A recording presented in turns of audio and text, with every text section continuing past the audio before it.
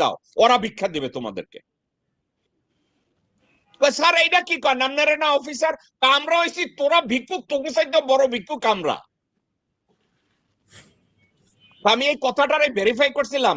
2500 থানায় এক বুড়া সুবেদার মেজর আছিল, পরবর্তী সময় অনারারি ক্যাপ্টেন হয়েছিল, নাম সুবেদার মেজর সাত্তার। আমি সাত্তার সাহেবকে বললাম, সাত্তার সাহেব এই কাহিনী কি সত্য? কয় স্যার কি যে বলেন, এটা তো কোরআনের আয়াত, অফিসাররা কোনো পয়সা দিত না, পয়সা চাইতো আমরা দিতাম। এখন আপনাদের দুইজনরে আমি একটা ভিডিও দেখাবো এই কথার উপরে, এটার উপরে আপনাদের এই মন্তব্য দিয়ে আমি শুরু করব।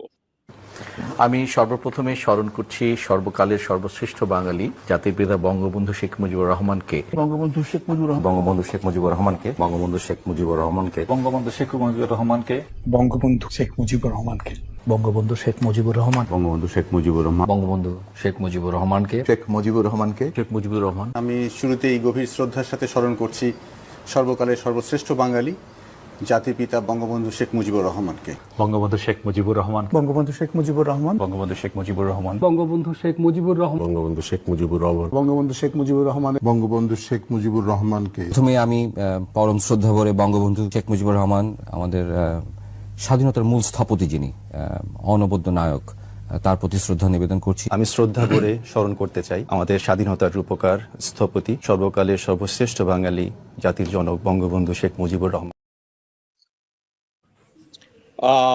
ভাই ভাই দিলেন তো মেজাজটা গরম করে। ভাই ভাই আমি আমার মেজাজ গরম ভাইয়ের কাছে আগে যাব। হাসিন ভাই প্লিজ। হাসিন ভাই আপনাকে দিয়ে আমি শুরু করতে চাই। বিসমিল্লাহির রহিম। উপস্থিত সবাই আসসালামু আলাইকুম। আমরা এমন একটা দেশে বসবাস করি, আপনি জেনারেল পালায় যায় মাঠ থেকে, এটা জীবনে আগে ছিল না কখনো। জেনারেল বুক ফুলে সামনে আসে, হাতটা বাড়ায় দিয়ে হ্যান্ডকাপ লাগা ফাঁসিতে ঝোলাও।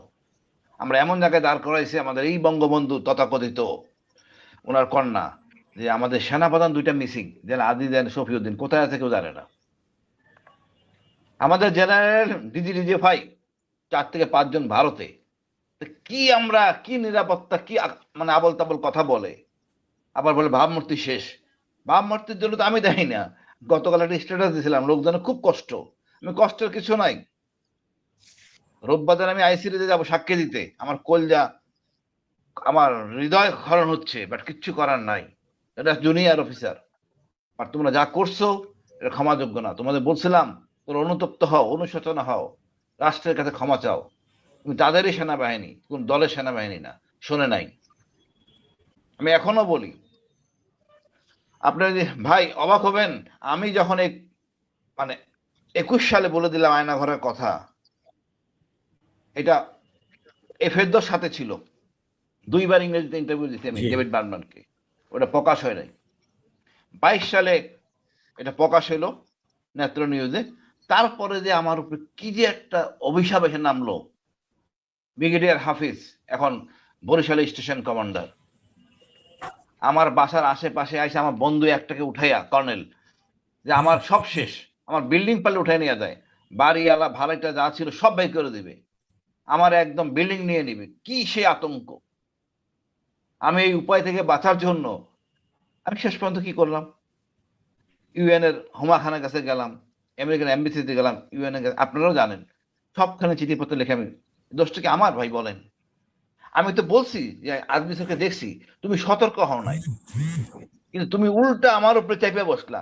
তুমি কত বড় আহম্মক! ডিজিএফ এর ভিতরে তুমি আয়নাঘর বানাইছো, এই তোমার আইকিউ।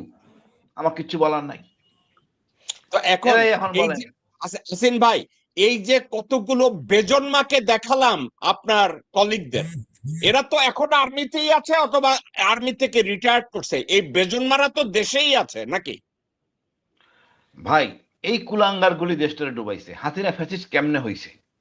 এই সেনাবাহিনী জেনারেলদের জন্যই মূলত হয়েছে। কোন একটা ক্রস ফায়ার হয় নাই এই ডিজিডিজিএফ এর আদেশ ছাড়া, অনুমতি ছাড়া। দেশটাকে ধ্বংস করছে এরা। ডক্টর ইউনূস এমন একটা লোক, কোনো কিছুই করলেন না উনি। আপনি দেখেন যারা এই গণহত্যার সাথে জড়িত ছিল, বিডিআর এর ডিজি এখনো আছেন, ছেলেটা ভালো, অফিসার ভালো, বাট আইনের সাথে তাকে সরাই দেওয়া উচিত। অন্য জায়গায় যাক, বাট ওখানে থাকতে পারে না। বিডিআর নিরাপত্তা ডিউটি করবে। আরো জন আছে এনএসআই ডিজি ছিলেন, উনিও এখন কমান্ডে আছেন। তো কি নির্বাচন হবে? এটা কি পাতানো নির্বাচন? আমি তো মনে করি ডক্টর ইউনূস ইচ্ছাকৃতভাবে কাজ করতেছেন যেন বিএনপি ক্ষমতায় আসে, কারণ উনি বাজারের খবর জানেন না। বাজারে কি চলতেছে, জনগণ কি চলতেছে আপনারাই বলবেন আসতেছি পরে। আসতেছি ভাই, আমি ওখানে আসতেছি। বাট আমি বলি ভাই, মানুষ একটু একটু ন্যূনতম পড়াশোনা করে তাহলে ওনাকে বঙ্গবন্ধু ডাকার কোনো অবকাশ নাই। উনি কি করছেন ৭১ যুদ্ধে বলেন আমাকে? ১৭ই ডিসেম্বর পর্যন্ত ৭০ সালের ওনার পাকিস্তানের পক্ষে ভোট দিচ্ছেন। ১৭ই ডিসেম্বর ৭০ সালের ২ মাস পরে এমন কি আসলো আপনি ঘুরে গেলেন স্বাধীনতার পক্ষে? তাও তো ছিল না। একটা কয়েকজন ছাত্র মিলে বললো, আর শহীদ জিয়া এটা দিল ঘোষণা করে গ্যাঞ্জাম লাগাই দিল। এখন আফসোস করি আমরা যে আমরা এই ফাইটার কিনো পাকিস্তান থেকে। আমি বলি লজ্জা আমাদের, আমরাই তো পাকিস্তানের মূল অধিকারী, মূল দাবিদার। ৭.৫ কোটি এক জাতির, আর ৪ জাতিতে মিলে এলো ৫.৫ কোটি। লজ্জা তো আমাদের, সমীকরণ আমাদের ঠিক ছিল না। পাকিস্তান শাসন করতাম আমরা, ওরা বলবে আমি স্বাধীন হব। আমাদের নেতারা ছিল গর্দ। হাসিন ভাই, আজকের আমি একটু নস্টালজিয়া, একটু ব্যাকে যাই। এই origin of the word Bangabandhu, as a matter of fact, এই শব্দটাকে প্রথম উচ্চারণ করছে সাহিত্যিক দীনবন্ধু মিত্র, এবং এটা বঙ্গবন্ধুকে উপলক্ষ করে করে নাই, এটা করছিল ধীরেন্দ্রনাথ দত্তের জন্য। আচ্ছা, ধীরেন্দ্রনাথ দত্ত ডিউরিং পাকিস্তান সে বলছিল যে বাংলা ভাষা আমাদের জন্য, বাংলা ভাষাটা থাকবে আমাদের রাষ্ট্রীয় ভাষা, আমাদের আঞ্চলিক ভাষা। তাকে এই শব্দটার অরিজিন ব্যবহার করা হইলো বঙ্গবন্ধু। আচ্ছা, এই ধীরেন্দ্রনাথ দত্তের জন্য বঙ্গবন্ধু করলো, কে বানাইলো শব্দটা, অরিজিনটা তৈরি করলো? দীনবন্ধু মিত্র। এখন মুজিব শেখ, যে মুজিব শেখ ঠিক আলোচনার ক্ষেত্রে মুন্সিয়ানা ভাব দেখায় না, দেখাইছে হিজরা ভাব, এবং স্বাধীনতা যুদ্ধে যার কোনো ভূমিকা নাই। এখন আমার দুইটা জিনিস আমি আপনাদেরকে মেনশন করতে চাচ্ছি। প্রথমত, মুজিব শেখ আসল বঙ্গবন্ধু না, বঙ্গবন্ধু ছিল ধীরেন্দ্রনাথ দত্ত। আর এই শব্দটার অরিজিন দীনবন্ধু মিত্রের করা। প্রোফাইল ব্যাটাপ ইন্ডিয়ান পাচাটার জন্য, ইন্ডিয়ান ন্যারেটিভকে এস্টাবলিশ করার জন্য মুজিব শেখরে বানায় দিল Bangabandhu. This is the story and origin of Bangabandhu. এবার আপনাদের দুইজনকে আমি আরেকটা কথা মনে করাই দিই।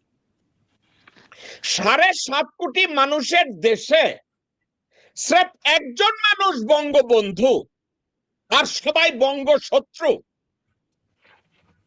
ওই বঙ্গবন্ধু পশ্চিম পাকিস্তানিদের আতিথেয়তায় কামাল হোসেনের শ্বশুর বাড়িতে বেড়াইতে যায় পশ্চিম পাকিস্তানে, সে হবে বঙ্গবন্ধু, আর দেশে কি ছিল সবাই বঙ্গশত্রু। আমার এই কথাটাকে আপনি কিভাবে মূল্যায়ন করেন লেফটেন্যান্ট কর্নেল ফেরদৌস আজিজ? আমার এই কথাটাকে আপনি কিভাবে মূল্যায়ন করেন? না, আপনার কথা সঠিক আছে। বঙ্গবন্ধু উপাধিটা আসলে কিছু অতি উৎসাহী লোকজন তখন ৭০-৭১-এর পরে তাকে দিয়েছে। আচ্ছা, আপনার এই তথ্যের পাশাপাশি আরেকটা তথ্য আমি জানতাম, সেটা হচ্ছে প্রথম বঙ্গবন্ধু উপাধি দেওয়া হয় মুন্সি মহিবুল্লাহ বা মেহেরুল্লাহ, যশোর বা কুষ্টিয়া অঞ্চলে একজন বেশ জাদ্রের লোক ছিলেন। তাকে এলাকার মানুষ ৭,০০০ মানুষ একসাথে এক মাঠে সমবেত হয়ে তখন তাকে বঙ্গবন্ধু উপাধি দেওয়া হয়েছিল, এটা আমি শুনেছি। দ্বিতীয় বঙ্গবন্ধু উপাধি পেয়েছে শেখ মুজিবুর রহমান, কিন্তু বাঙালি ইতিহাস ওগুলা জানে না। তো যাই হোক, বঙ্গবন্ধু আজিজ ভাই আপনাকে একটু, হয়তোবা আপনি যেটা বলছেন হয়তো এটাই সত্যি, কিন্তু একটা কথা বলি, আমি যেই সময় ধীরেন্দ্রনাথ দত্ত এবং দীনবন্ধু মিত্রের কথা বলছি, ওই মহিবুল্লাহ সাহেবকে তখন এগুলা নিয়ে কেউ জানেও না। কিন্তু এই ধীরেন্দ্রনাথ দত্তকে বঙ্গবন্ধু খেতাব দেওয়া হয়েছে 1947-48 সালে, 48-49 সালে। জি হ্যাঁ, এগুলো অনেক আগে, এটা অনেক আগের। এবং আমি যেটা বলছি, ধীরেন্দ্রনাথ দত্তের ফ্যামিলি মেম্বার তা নাই, আমি খুঁজতে খুঁজতে খুঁজতে খুঁজতে আমি বের করছিলাম। তারপর আমি সন জিজ্ঞাসা করছি, তারিখ জিজ্ঞাসা করছি, কবে। আমাদের দেশে এই ধরনের বহু লোককেই বঙ্গবন্ধু খেতাব দেওয়া যাইতে পারে। সাবজেক্টটা কি জানেন? আপনার নাম ফেরদৌস আজিজ, আমি যদি বলি আপনার নাম Bangabandhu Ferdous Aziz, what is the issue? I don't see any issue. আমি যদি বলি Bangabandhu Hasinur Rahman Bir Protik, Bangabandhu Jacob Milton, what is the issue? It just a damn word. এখন মির্জাফরের নামের আগেও তো বঙ্গবন্ধু লাগানো যায়, ওয়াকারের নামের আগেও তো বঙ্গবন্ধু লাগানো যায়। এর অর্থ কি বঙ্গবন্ধু হয়ে গেল? আমি শব্দটার অরিজিন খুঁজতে গিয়ে আমি পাইছি মূলত এই শব্দটা সাহিত্যে প্রবেশ করাইছে দীনবন্ধু মিত্র, এবং যখন করাইছে বাংলা ডিকশনারিতে অ্যাড করানো হয়েছে, এবং ওই ব্যক্তিটা ছিল ধীরেন্দ্রনাথ দত্ত। ওই শব্দটাকে চুরি করলো তোফায়েল আহমেদ এবং আরো কয়েকজন লোকজন। অতি উৎসাহী না আপনারা? অতি উৎসাহী একটা জিনিস আছে, যেমন আপনি আমার বড় ভাই, আপনাকে আমি গ্লোরিফাই করব। আমি অতি উৎসাহী হয়ে আমি বললাম আমার ভাইয়ের নামের আগে হজরত লাগাবো, যেভাবে শামীম ওসমান সংসদে বলছে হাসিনার নামের আগে পিরাউলিয়া লাগাবে। এটা করতে পারে, কিন্তু আসলটা তো অতি উৎসাহী না। ভারতের ন্যারেটিভটাকে বাংলাদেশে এস্টাবলিশ করার জন্য এই মুজিব শেখ, নারায়ণ চন্দ্র পালের বংশধর মুজিব শেখের আগে বঙ্গবন্ধু লাগানো হইল। That is the issue. বলেন ভাই, এবার আপনি যা বলতেছেন। জি, বঙ্গবন্ধু উপাধি দিয়েছে ওই সময়, আর বাঙালিও খেয়েছে। তবে সত্তরের দশকে মানে ওই সময় যারা শিক্ষিত সমাজ ছিল, প্রফেসর বা অন্যান্য শিক্ষিত সমাজ, আমি দেখেছি 70-এ, আমি তো ছোট ছিলাম, তারা কিন্তু এই আওয়ামী লীগ বা মুজিব এই ধরনের এত আহামরি কিছু করতো না। আর বনেদি ঘরে যারা, তারা মুসলিম লীগ করত, শিক্ষিত সমাজ এবং শিক্ষিত পরিবাররা। এখন বলতে গেলে জিনিসটা খারাপ শোনায়। এই নিচে খুব নিম্ন স্তরের আউয়া কাউয়া গুলাই কিন্তু আওয়ামী লীগে জয়েন করেছিল এবং আওয়ামী লীগ করত। শিক্ষিত সমাজের কেউ আওয়ামী লীগে খুব একটা ছিল না, যে কারণে আওয়ামী লীগের, আমার কাছে মনে হয় আওয়ামী লীগের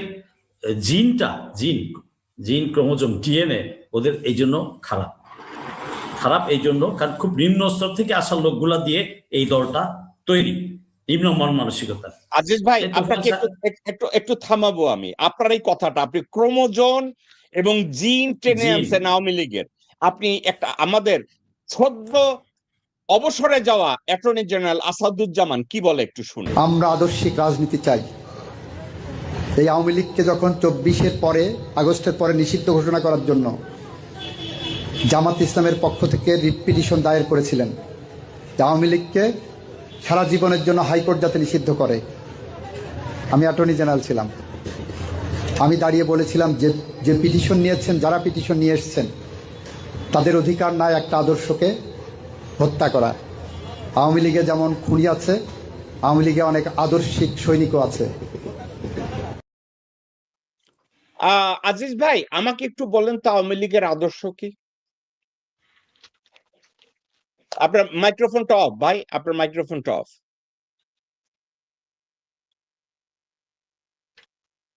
আপনার মাইক্রোফোন অফ, আমরা শুনতে পাচ্ছি না।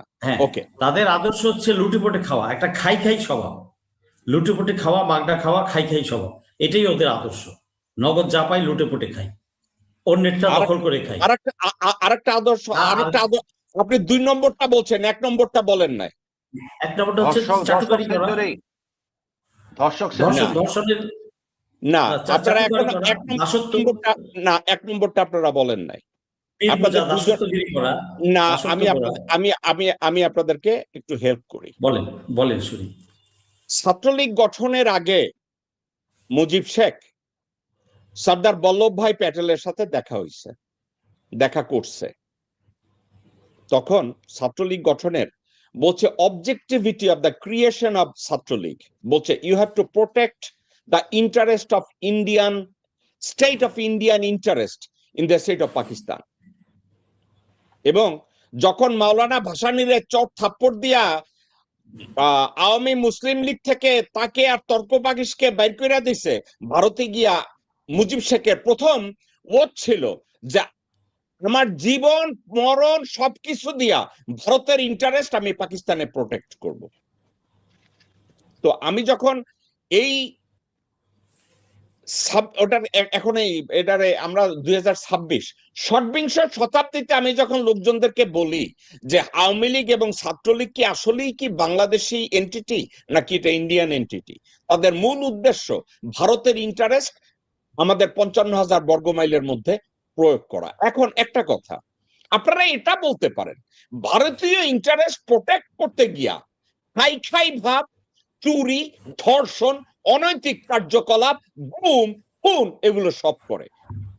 আপনি যদি এবার আমার কথার আলোকে বলতে চান বলেন। জন্মতেও জারজ, কাজেও জারজ, পুরা দলটাই তাই। Here we go. আমি কলকাতা হাইকোর্টের এফিডেভিটের কপিটাও দেখেছি এই অনলাইন ইন্টারনেট, সো আর ওইদিকে না যাই। আচ্ছা, ধর্ষকের জনক, সন্ত্রাসের জনক, ক্রসফায়ারের জনক, সবকিছুই কিন্তু এই একজনের। এখন বলতে গেলে সময় লাগবে।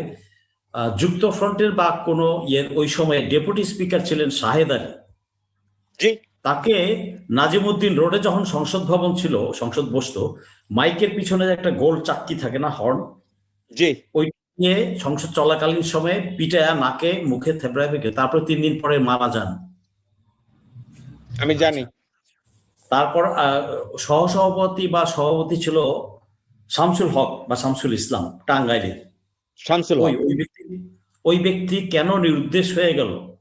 অনেকদিন পর মানুষ মারা গেছে। তার ওয়াইফকে বিদেশে স্কলারশিপ দিয়ে কে পাঠাইছিল? আমার পিতা, জাতির পিতা, যাকে জাতির পিতা বলি। ওখানে তো পাবলিক নিউসেন্স অনেক ইটিস পিটিস ছিল। এখন চলে গেছে কবরে, আর তার চরিত্র হরণ করতে চাই না। ধর্ষণের সেঞ্চুরি করে কোন দলটা? এই দলটা। মন্ত্রী মোজাম্মেল হক ধর্ষক,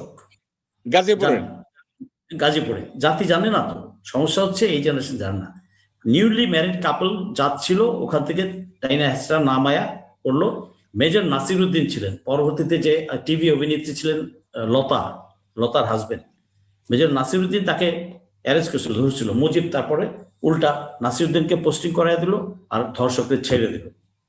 তাহলে পিতা হয় কিভাবে? যে পিতা সন্তানদের প্রতি সুবিচার না করে আমরা তাকে পিতা বানাইছি। At best, আপনি দিতে পারতেন founder of the nation. How you can say somebody is father of the nation? You can't. How you designate somebody who did not had a vision to create Bangladesh and you want to make him founder of the nation? How? সেটাও তো appropriate না। আমি বলছি at best যদি কেউ বানাতে চায়, আর সে তো ফাউন্ডার কিভাবে হয়? সে তো জেলে ছিল, আর তার পরিবার এখানে 32 নম্বর রোডে 1500 রুপি, ওই আমলে 1500 রুপি করে ভাতা পাইতো, সিএমএইচ ট্রিটমেন্ট পাইতো। তাহলে সে তো বহাল তবিয়তে ছিল, উইথ সেফটি। আর শেখ মুজিবুর রহমান নিজেও তো স্বাধীনতা চাননি। উনি যখন জেল থেকে বের হয়ে এসে আসলেন, তখন তাজউদ্দিনকে কানে কানে বলছিলেন, তাজউদ্দিন দেশটা ভেঙে দিলি, তিনি বলেছিলেন এই কথা। তাহলে অথচ তারে আমরা পূজা করতেছি, তারে আমরা পূজা করে করে গেছি। এখনো টকশোতে সেদিনও এবং বিভিন্ন ইয়েতে দেখেন, ইনায়া বিনায়া কিন্তু অনেক dogs and Sans of dogs আছে, যারা এই ঘুরে ফিরে না 71 ই করতে পারে না, 71। আরে ভাই, তোর 71 কে নিয়ে গেছে? কেউ কায়রা নিছে? 71 তো আছে আমাদের হৃদয়ে, আছে, থাকবে। আমরা যুদ্ধ করেছি, যেভাবেই হোক একটা স্বাধীন দেশ পেয়েছি। স্বাধীন দেশ পাইনি, আমি সবসময় বলি টকশোতে, যে আমরা একটা আলাদা ভূখণ্ড পেয়েছি, আর আলাদা একটা পতাকা পেয়েছি, আর কারো কারো পাসপোর্ট মিলেছে। স্বাধীনতাটা আমরা পাইনি। স্বাধীনতাটা এই নাগরের হাত থেকে চলে গেছে ওই নাগরের হাতে। এটাই পার্থক্য।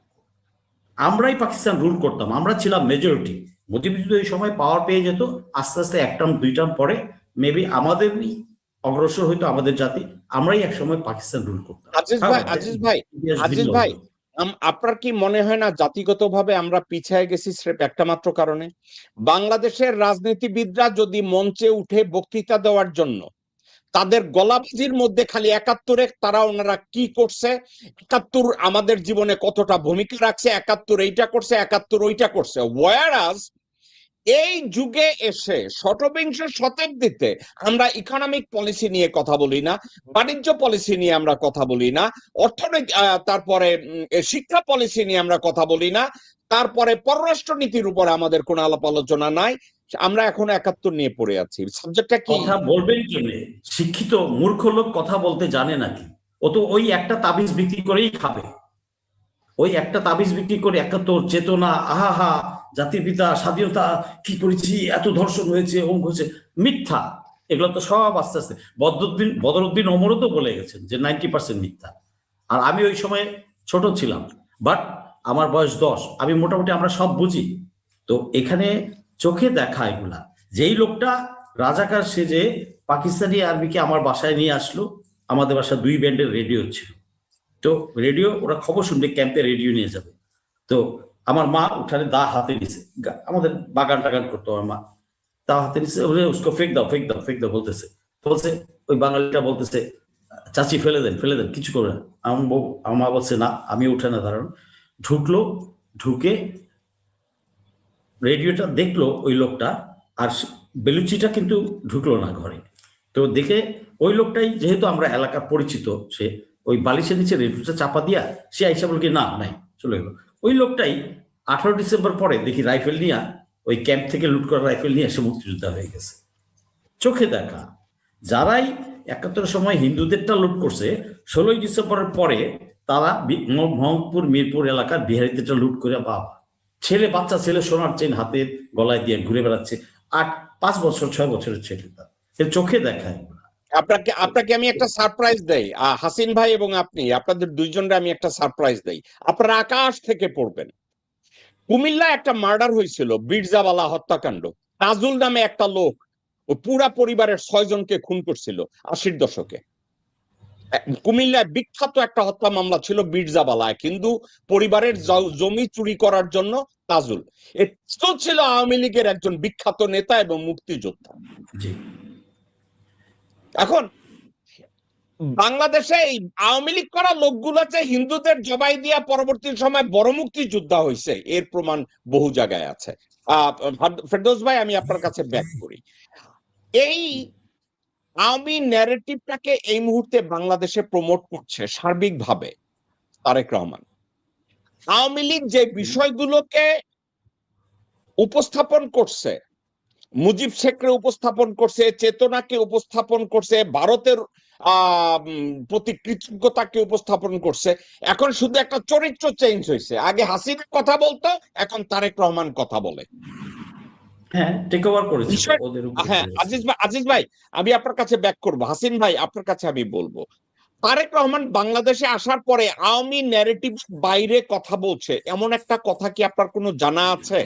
নাকি আওয়ামী ন্যারেটিভটাকে এই মুহূর্তে, হাসিনার ন্যারেটিভটাকে এই মুহূর্তে তারেক রহমান রিপ্রেজেন্ট করছে? কোনটা? আমি কোনো পরিবর্তন দেখি নাই। দেখেন, তাকে নিয়ে বলা হলে আনন্দবাজার পত্রিকায় ভারতের অনুমতি নিয়ে ভারতের নিরাপত্তা দেশে আসছেন। উনি তো কোনো কাউন্টার এখন পর্যন্ত করেন নাই। উনি গুম খুনে বিচার নিয়ে কোনো কথাই বলেন নাই, যেগুলিতে আওয়ামী লীগ কষ্ট পাবে। গুম খুন, এই যে গণহত্যা বিচার, এগুলি কোনো কথা বলেন নাই। মানে আওয়ামী লীগ কষ্ট পাবে, ভারত কষ্ট পাবে। আমাদের তো এরকম নেতার দরকার নাই। সত্য কথা, আমরা চাই ভারত আধিপত্য বাংলাদেশ। তারেক রহমানের কাছে এই জিনিস আমরা চাই নাই। আপনি ভাই দেখেন, আমরা কয়েকজন মিলিটারি অফিসার মাঠে, আমরা কিন্তু সবাই বিএনপি পন্থী, সবাই অলমোস্ট। তো শহীদ জিয়াকে কেন্দ্র করি আমরা 82 সালে ঢুকছি আর্মিতে আমরা। এখন দিন শেষে 1 বছর 6 মাস পরে সবাই এসে এক জায়গায় দাঁড়াইছি, সবাই, কর্নেল জাকারিয়া, ব্রিগেডিয়ার হাসান নাসির, ওই জামাত ইসলামী। কারণ ওই দর্শনের জন্য। আমাদের দর্শন পরিষ্কার, ভারতের আধিপত্য মুক্ত বাংলাদেশ। আমরা ভারত চাই না, আমার যা আছে তাই নিয়ে থাকবো। আমি যদি এই ন্যারেটিভ শুনতেছি বিএনপির, আমার খুব কষ্ট হয়, খুব কষ্ট হয়। এইটা আমার কাম্য ছিল না, বাট এটা অস্বাভাবিক কিছু না। যেন সালাউদ্দিন সাহেব আছেন, তারপরে আমাদের যে যারা আছেন হাঁটু গেড়ে অমিত শাহর কাছে, আপনি বলছেন এনারা তো এইটাই করবেন, এটাই চাবেন যাতে ভারত কষ্ট না পায়। আচ্ছা হাসিন ভাই, আমি বিএনপির এক বিখ্যাত নেতার একটা বক্তব্য আপনাকে শুনতে বলবো এবং এটা নিয়ে আমরা কথা বলবো। ঢাকেশ্বরী মন্দিরে গিয়ে নামাজ পড়তে পারবে এবং ঢাকেশ্বরী মন্দিরের পুরোহিতরা প্রয়োজন মতো এসে বায়তুল মুকাররমে এসে পূজা দিতে পারবে। ওকে হাসিন ভাই, এই গর্ধব যে কত পার্সেন্টেজ ভোট কমাই দিছে, এই নবী সাহেব যে কত পার্সেন্টেজ ভোট কমাই দিছে বুঝতেছে না তো। বিএনপির 12টাতে কারা কারা বাধাইতেছে আমি আর কি বলবো, মানে কিভাবে যে মাইনাস হইতেছে যে ভোট। নরসিংদীতে ভূমিকম্প হয়েছে মানে জামাতের জন্য। এই ধরনের কথাবার্তা নেতাদের মুখে শোনায় না, মানায় না। আজকালকার দিনে ওই ছোট নাই বাচ্চারা সবাই মোবাইল টিপে। না হাসিন ভাই, হাসিন ভাই আমি সাবজেক্টটাকে একটু সিম্পল ওয়েতে নেই। একটা কথা বলি, আপনারা জানেন কিনা জানি না, বাংলাদেশে ইহুদিদের বলা হয় সবচেয়ে অস্পৃশ্য। এখন ইহুদিদের কথা বলি, ইহুদিরা যদি কোনো জায়গায় প্রার্থনা করতে যায়, আপনারা জানেন তো যে ইহুদিরা প্রত্যেকদিন 3বার প্রার্থনা করে। তাদের প্রার্থনার যে জায়গাটা ওটা মসজিদ না, ওটাকে তারা বলে সিনেগগ। সিনেগগ যদি তারা খুঁজে না পায়, তারা কোথায় যায় নামাজ পড়তে? এখানে বলা আছে খ্রিস্টানদের চার্চ আছে, হিন্দুদের মন্দির আছে, বৌদ্ধদের ওটাকে কি বলে প্যাগোডা আছে। তাইলে একজন ইহুদি নামাজ পড়তে কোন জায়গায় যাবে? ইহুদি শাস্ত্রে বলা আছে যদি তোমরা কোনো জায়গায় সিনেগগ খুঁজে না পাও, তোমরা হিন্দুদের মসজিদে যেতে পারবে না, প্যাগোডায় যেতে পারবে না, চার্চে যেতে পারবে না। তবে হ্যাঁ, মুসলমানদের মসজিদে যেতে পারবে। আমি ইহুদি ধর্মের এক যাজককে জিজ্ঞাসা করলাম মসজিদ কেন? বলছে এই পৃথিবীতে মনোথিয়েস্ট বলতে এখন মাত্র 2টা ধর্ম আছে, একটা ইসলাম আর একটা ইহুদি। আমরা এক আল্লাহ বিশ্বাস করি এবং আমরা রিকগনাইজ করি আমাদের বোথ ধর্ম, আমাদের 2টা ধর্মেরই খোদা একজন আল্লাহ, যার জন্য মসজিদে যাইতে পারে। এখন আমার একটা কথা, হাবিবুন নবী খান সোহেল, আপনি সাহেব বলছেন, ভাই আগে তো সাহেব শব্দটাকে আমি মূল্যায়ন করতাম। এখন আমরা যদি বলি মিস্টার ইবলিস সাহেব, মিস্টার শয়তান সাহেব, তাহলে তো ভাই আপনি সাহেব শব্দটারে রেপ করে দিলেন। এখন আমি যদি বলি যে ঠান্ডা মাথায় যে মুসলমানরা মূর্তি যেখানে বোঝায় সেখানে কেমনে নামাজ পড়বে, আবার পুরোহিতরা যেখানে মূর্তি ছাড়া পূজা করতে পারে না, তারা বায়তুল মোকাররমে মূর্তিটা পাবে কোথায়? হাসিন ভাই আমাকে যদি এইটা একটু আমার সাহায্য করেন বুঝতে। ভাই ওনার লেখাপড়ার গুণগত মান, ধর্মীয় মূল্যবোধ, ধর্মীয় জ্ঞান কত নিম্নমানের আপনি বুঝতে পারতেছেন। জাস্ট আওয়ামী লীগ যা অবস্থা, আওয়ামী লীগের একই। আপনি আরো শুনবেন, আর আগামী দিনগুলোতে আমরা প্রতিদিনই শুনবো নতুন নতুন তকমা, নতুন নতুন আওয়াজ। বাট এটা দুঃখজনক, এই দলের থেকে এগুলি আশা করি নাই আমরা। হিন্দু তার মতো পবিত্র মন্দিরে নামাজ পড়বেন না, কি বলে পূজা করবেন, আমি আমার জায়গায় করব, কোনো বৈষম্য থাকবে না, মিলেমিশে থাকবে। কেন হাসিনা বলছে না ধর্ম যার যার উৎসব সবার? এখন আপনি কোরবানি দেওয়ার সময় হিন্দুকে ডাইকা করবেন হালার পুতেরা তুই গরু খাবি, সাউয়ার পুত। হাসিনারে ভোট দিছিস এখন তোর গরু খাইতে হইব, উৎসব না সবার, এখন গরু খা। ভাই বাংলাদেশে হিন্দুরা হাসিনা চরিত্র চেয়ে ভালো। আমি তো গোবিন্দ পরমাণুর সাথে অনেক কথা বলি, যে মাছ পেটার দেন হাসিনা বা আওয়ামী লীগ। এখন আপনি দেখবেন এদেরকে নিয়ে আমরা নাটক করছি, আসলে আমাদের চেয়ে কম্পিটিট না, কিছু আছে অবশ্যই খারাপ, বাট ভালো, এদের নিয়ে চলা যায়। এরা কিন্তু ক্ষতিকারক পদার্থ না। ওই যেগুলি ইসকনের নেতা ওগুলি সমস্যা কিছু, সেটা থাকবেই।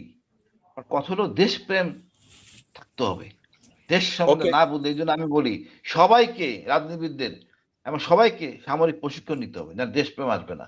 এরা সব চোর বাটপার, টাকা কেমনে চুরি করবে, কমিশন কত পাবে, এটা নিয়ে ধান্দায় আছে। জনগণের কথা চিন্তা করে নাই তারা এত বছর। এখন আমরা নতুন বন্দোবস্তের রাজনীতি, নতুন বন্দোবস্তের দেশ হবে ভাই। এখানে কোনো আজেবাজে জিনিস থাকবে না, এখানে চাঁদা মুক্ত হবে ইনশাল্লাহ, ইনসাফের বাংলাদেশ হবে ইনশাল্লাহ। সর্বোপরি ভারতের আধিপত্য মুক্ত বাংলাদেশ, সবসময় বলি, আমরা সবাই বলি, এটাই হবে আমাদের প্রাপ্তি ইনশাল্লাহ। ওকে ফেরদৌস আজিজ ভাই, আমি হাবিবুন নবী খান সোহেল, সে যে মন্দিরে যে আপনার নামাজ পড়ার কথা কইছে, আবার হিন্দুদের বলছে বায়তুল মোকাররমে নামাজ পড়ার, এটার উপরে আপনার একটু আপনার মতামত চাচ্ছি। জি একটু বলি। আমি 18 সালে নির্বাচন হলো, আমি তখন নর্থ বেঙ্গলে রংপুরে আচ্ছা একটা কোম্পানির সিইও ছিলাম পাওয়ার প্ল্যান্টের। তো নির্বাচনের আগে শহীদ জিয়ার আদর্শে কিন্তু আমরা বিশ্বাসী। আমি এই হাবিবুর নবী সোহেলের ছোট ভাই ডন তারপর আরো অন্যান্য কুড়িগ্রাম, লালমনিরহাট, সৈয়দপুর সব জায়গায় দিয়ে আমি আলাদা, আমি কিন্তু রাজনৈতিক দলের না, but I consulted with them. আমি অ্যাডভাইস করেছি 10-12টা পয়েন্ট, যদি এই ইলেকশন ডেতে প্রিপেয়ার করো, প্রস্তুত করো। কেউ মাঠে ছিল না, মাঠে নামে নাই। বিএনপির সেন্ট্রাল কমান্ড থেকে সেদিন বিএনপির কোনো কর্মীরা মাঠেই নামে নাই, ইলেকশনেই যায়। প্রফেসর বিভিন্ন লোক পলিটিক্যালি আমি পলিটিক্যাল অ্যাডভাইসেস কিছু দিচ্ছিলাম। আচ্ছা, এই সোহেল যে বললো সে তো হিন্দুর চেয়ে বড় হিন্দু। আমি আরেকটা এক্সাম্পল দিই। আমার বাপজাদার বাড়ি হচ্ছে কটিয়াদি পাকুন্দিয়া মানানোর বাড়ি, একটা কিশোরগঞ্জ 4 আসনটা মনে হয় বা 6। আচ্ছা, আমি একবার কটিয়াদি গেলাম, তখন 2010 সালে জাস্ট রিটায়ার করেছি। তারপর আমার এক কাজিনকে নিয়ে, তো এক হিন্দু দাদার সাথে দেখা করবে, তার খুব ক্লোজ, বলছে চলেন ভাই পরিচয় করবি। কটিয়াদি সদরি গেলাম, 3 তলা বাড়ি। দেখেন, হিন্দুরাও সম্মান করে আমাদের ধর্মকে। তার বাড়িতে নিচতলায় আমাকে এসে বললো জোহর নামাজ আপনি পড়তে পারেন, এই ঘরে কোনো মূর্তি নাই, এবং তার বাড়িতে জায়নামাজ আছে, কারণ এলাকার মুসলমানদের সাথে মিলেমিশে থাকে, জায়নামাজও রাখছে। মানে সে রেসপেক্ট আছে ইসলাম ধর্মের প্রতি, এবং সে জায়নামাজ ক্যাটার করেছে। জায়নামাজ একটা না, 3-4টা আছে ওই রুমে, আর কোনো কিছু নাই। তাহলে একটা হিন্দু যদি আমার ধর্মকে রেসপেক্ট করতে পারে, তা আমার একটা মুসলমান ভাই কিভাবে বলে যে আপনি যাবেন আমার মসজিদে, আমি যাব আপনার মন্দিরে, নামাজ পড়বো, সহি হয়ে যাবে, মানে বেহেশতের টিকিট বিক্রি করলো। আচ্ছা, বেহেশতের টিকিট নিয়ে সোশ্যাল মিডিয়াতে খুব ভাইরাল হয়েছে যে জামাতের কোন একটা ক্যান্ডিডেট বলছিল বেহেশতের টিকিট, জান্নাতের টিকিট কাটতে। তার আগে যে বক্তব্য দিচ্ছে যে ভালো ভালো এই কাজ করলে আপনি যাবেন, সেগুলা কিন্তু বলে নাই সৎ লোককে ভোট দিলে আপনি বেহেশতে যাবেন, সেটা বল। আল্লাহই তো বলছে যে সৎকর্ম করো, সৎ কাজ করো, তাহলে তুমি জান্নাতের আশা করতে পারো। অথচ এরপরে আমি ফেসবুকে বা সোশ্যাল মিডিয়াতে দেখলাম কমপক্ষে 8-10 জন বিএনপি বিভিন্ন পার্টি তার এলাকায় বক্তৃতার সময় জান্নাতের টিকিট বিক্রি করতেছে। তাহলে কি বলে, কালকেই আমি দেখলাম যে যেই তারেক জিয়া বক্তৃতা দিচ্ছে আর সাথে সাথে ওরা দেখাচ্ছে পাশাপাশি। তো এই হচ্ছে এদের অবস্থা। আচ্ছা, তো এটার মানে এর কি ধর্ম, ও আমি জানি না আল্লাহ তাকে অলরেডি ইসলাম ধর্ম থেকে খারিজ করে দিছেন কিনা। সে তওবা করে, হাবিবুর নবী সোহেলের উচিত তওবা করে আবার ফেরত আসা ইসলামে। তো আচ্ছা, অ্যাটর্নি জেনারেলের ব্যাপারে একটা কথা বলছিলেন, আমি বলি, এটা অন এয়ার বলে দিচ্ছি, এটা জানে না। এই খুলনার পুলিশে কিন্তু এখনো ক্রিমিনাল গুলা রয়ে গেছে, হাসিনার পাচাটা একদম পাক্কা গোলাম গুলা রয়ে গেছে। কোনো একটা জায়গায় একটা ডিআইজি রেঞ্জ আছে,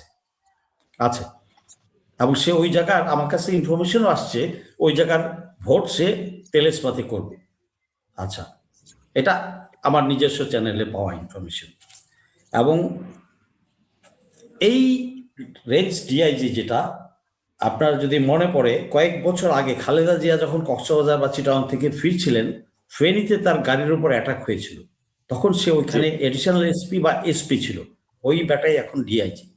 তো এখন এই ডিআইজিকে প্রোটেক্ট করেছে কে জানেন? এটা জনগণের জানা উচিত। এই দি বাস্কেট আসিফ নজরুল ফাকের নাট, তারপরে হাসান আরিফ ছিল, মারা গেছে, আগের attorney general Hasan Arif, adviser Adilur Rahman, আচ্ছা আদিলুর রহমান, হাসান আসিফ এবং এই আসাদুজ্জামান অ্যাটর্নি জেনারেল, এরা এক সময় ওই যে এক ঘরনার লোক তো চাষত করতে গেলাম, এরা করে এই ছেলেটাকে সার্ভিসে রেখেছে, এবং সে এখন একটা রেঞ্জের ডিআইজি, খুলনা রেঞ্জের ডিআইজি।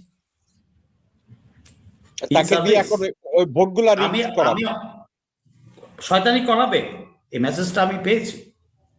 তা চিন্তা করেন, এই যে অন এয়ার আজকের শোতে আপনাকে আমি বলে দিলাম, এই হচ্ছে অনেক ময়লা রয়ে গেছে। ডক্টর ইউনূস কি করছেন?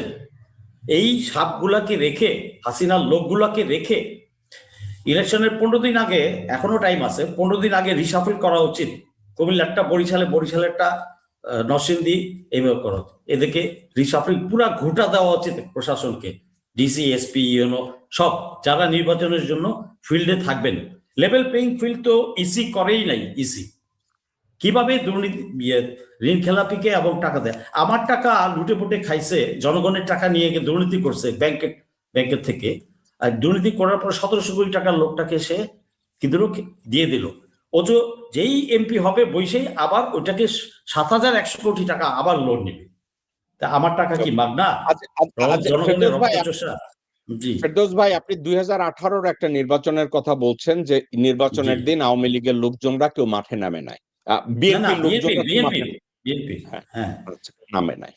আপনাকে আমি ঠান্ডা মাথায় বলি, যেই মুহূর্তে বিএনপি নেতা নেত্রী কর্মী সমর্থক তাদের সবার রাস্তায় থাকা উচিত ছিল, তারা কেউ রাস্তায় থাকে নাই, তারা পালাইছে। 13 সালের একটা ঘটনা আছে। আচ্ছা, এখন তারেক রহমান এসে বলছে অনেক অত্যাচারের মধ্যেও নাকি কর্মীরা মাঠ ছাড়ে নাই। একটু কথাটা শুনেন। অসংখ্য গুম খুন অপহরণ, মিথ্যা মামলা, হয়রানি, নির্যাতনের পরও বিএনপির একজন নেতাকর্মীও কিন্তু রাজপথ ছাড়েনি। ওই যে বলেছি যে খালেদা জিয়া ভয় নেই, রাজপথ ছাড়ি নাই, এই কথায় আমি বিশ্বাসী নই, এই কথা আমি মানি না।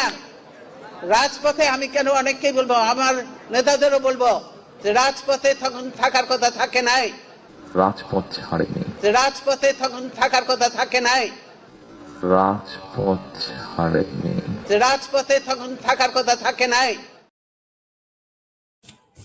ওকে আজিজ ভাই, এই কথার উপর দুইটা এক্সাম্পল দেই। আমার বন্ধু জানে, ও তো দুইবার ইয়েতে ছিল, ওদের আয়না ঘরে ছিল। আমি তো বাইরে ছিলাম, আমাকে ধরতে পারে নাই, কারণ আমি বাসায় থাকতাম না। রাতের পর রাত, মাসের পর মাস বিভিন্ন জায়গায় আমার 3-3বার রাষ্ট্রীয় পত্রিকায় আমার নাম এসছে, ভিভিআইপি টার্গেট আমি।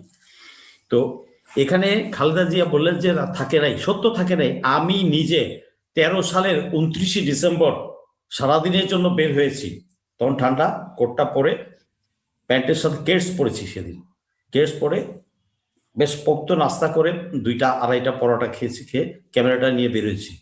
সেই দিন খালেদা জিয়া ডাক দিয়েছিলেন রাস্তায় থাকার জন্য, কেউ যায় নাই। আমি হাইকোর্টে মারামারি হলো, একটা মহিলা অ্যাডভোকেট বাইর খেলো, কি যেন নাম, তালেবস্য দিয়ে বা কি একটা ইমাম। আচ্ছা, তখন আমি মাঠে, ওখান থেকে তবে প্রেস ক্লাবে গেলাম। প্রেস ক্লাবে 2 পার্টি ভিতরে বাহিরে ঢিলাঢিলি হচ্ছে।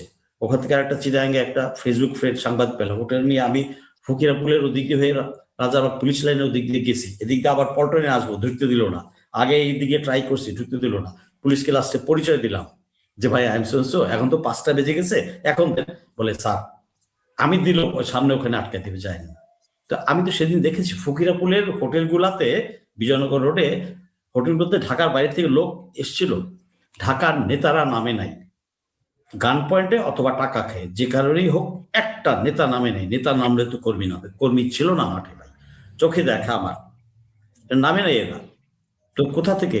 এর আগে খালেদা জিয়া ছাপলা হত্যার সময় যখন বলেন। আচ্ছা আজিজ ভাই আপনার, আমি বুঝলাম, কিন্তু আমাকে একটু বুঝান আপনি। তারেক রহমান এই মিথ্যাচারিতা গুলো এখন করছে, মানে এটা কাদের স্বার্থে করছে? মানে এই ধরনের মিথ্যাচারিতার অর্থ কি, বা হোয়াট ইজ হিজ বেনিফিট?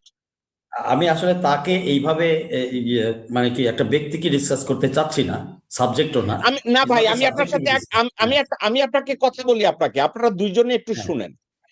এটা আমার কথা না, থমাস জেফারসন একটা কথা বলছিল, when you are holding a political position within a political party or you are running a government, তোমার কোনো কথার ব্যক্তিগত নাই। না, সেটা ঠিক আছে। আপনি এই কথা বললেন না, আপনি বললেন না যে আপনি ব্যক্তিগতকে আপনি রিসার্চ করতে পারবেন না। তারেক রহমান তার অঙ্গুলির নির্দেশে যদি 10 লক্ষ লোক রাস্তায় নামে আসে, আপনি ব্যক্তিগত কয়ে আর এটারে চাপায়েন না। কিন্তু আমি বলছি, সে এই ধরনের মিথ্যাচারিতা এবং ভণ্ডামি গুলো করে তার দলের বেনিফিটটা কি এই মুহূর্তে? A substandard material can't give you anything. Okay, here we go. Got it? Okay. তো এই জন্যই বলছি, I don't want to such a quality. ভাই, I got your answer. অনেক মেহেরবানি, আমি এই কথাটা শুনতে চাচ্ছিলাম। A substandard material cannot produce something substantial for the sake of the party or sake of the country. That's your word. Fine, fantastic. Colonel Hasin, আপনি খালেদা জিয়া এবং তারেক রহমানের এই মন্তব্যটাকে আপনি কিভাবে দেখছেন? ভাই, আমরা কিছু অফিসার, 25 জন অফিসার 23 সালে বিএনপিতে ঢুকি। তারপরে আমার জীবনে কখনো আমি কোনো জনসভায় যাই নাই। তো শখ করে 28 তারিখ গেলাম। আমি সেই আপনার হাইকোর্টের সামনে প্রধান বিচারপতির সামনে পটকা মারা জাহাঙ্গীরের লোকজন সব দেখতেছিলাম, চোখে পানি এসে গেছে। মোটরসাইকেল নিয়ে লেফটেন্যান্ট কাজল আমাকে নিয়ে যাচ্ছিল, মোটরসাইকেল রাখলাম, গেলাম বিনবির ওখানে। আমি কনফিউজ, নিজে যে সেলফ ডিফেন্স বলে সেইটাও নাই। অফিসের পিছনে আমাদের ঘুরতেছে, সামনে এসে বসলাম। মাটিতে বসার পরে জোনাকে সিনেমার সামনে, বিশ্বাস করেন লোকগুলি আইছে কুষ্টিয়া থেকে, দুপুরে খায় নাই, পানিও নাই। আমি এটার জন্য পানি কিনে দিলাম। কেন আইছেন? কেউ বক্তৃতা নাকি হবে এই জন্য নেতারা নিয়ে আইছে। আপনি অবাক হবেন, আমরা সমন্বয় করে আমি অন্য কোনো মিলিটারি অফিসার খুঁজে পাই নাই। ইয়া ছিল আমাদের কমান্ডো তহিদ ছিল একটু দূরে, আর কাউকে আমি দেখিনি। যা হোক অনেক লোক, ভেরি গুড। এরা যদি দাঁড়ায় দিত, দেখলাম অল্প কিছুদিন পরে বোমা ফুটতে দেখে আইছি, টুকটাক পটকা ফুটতেছে। আমাদের মুজ্জা সাহেব এসি গাড়ির দাদা লক করে চলে গেলেন। এটা কি নেতা? নেতা থাকবে সবার আগেই। নেতা যদি আজকে ওদিকে মির্জা মরতো, আজকে বিএনপি ওই সময় ক্ষমতা চলে আসতো। এখন এই বিপ্লবে এদের কোনো ভূমিকা নাই, দলীয় কোনো বিপ্লবের ভূমিকা নাই। এখন বলে সব তারা করছে, মাঠে ছিল। কোথায় মাঠে ছিল? আমি তো দেখছি সরজমিনে ওই সব কটা দিনই মাঠে, আমরা এনাদের দেখি নেই। নেতারা ছিলেন না, হয়তো কর্মী আমজনতা ছিল, বিএনপির আমজনতা থাকতে পারে, বেসিক্যালি কারা ছিল? আপনি এইভাবে ইগনোর করলে তাহলে আপনি নেতা হইতে পারবেন না। সবাই ছিল নেতা, এই রিক্সালা ভ্যানালা থেকে শুরু করে। ভাই অবাক হবেন, বসে আছি আমি 5 তারিখ তো 4 তারিখে, ভ্যানালা এসে আমরা কয়েকজন মিলিটারি অফিসার ওখানে বসা, শাহবাগের ওখানে আয়সা, তার কাছে শশা ছিল, শশাগুলি আমাদেরকে দিল। আমি টাকা দিলাম, পয়সা দিতে গেলাম, না পয়সা লাগবে না ভাই। এই যে মনে করেন বিপ্লব। এখন যদি আপনি সব ছেড়ে দেন, সব আপনি একা নিয়ে নেন, তাহলে আসলে জনগণ জানে। আজকের এক মোবাইল ফোনে হাসিন ভাই, আপনার বিশ্লেষণ কি?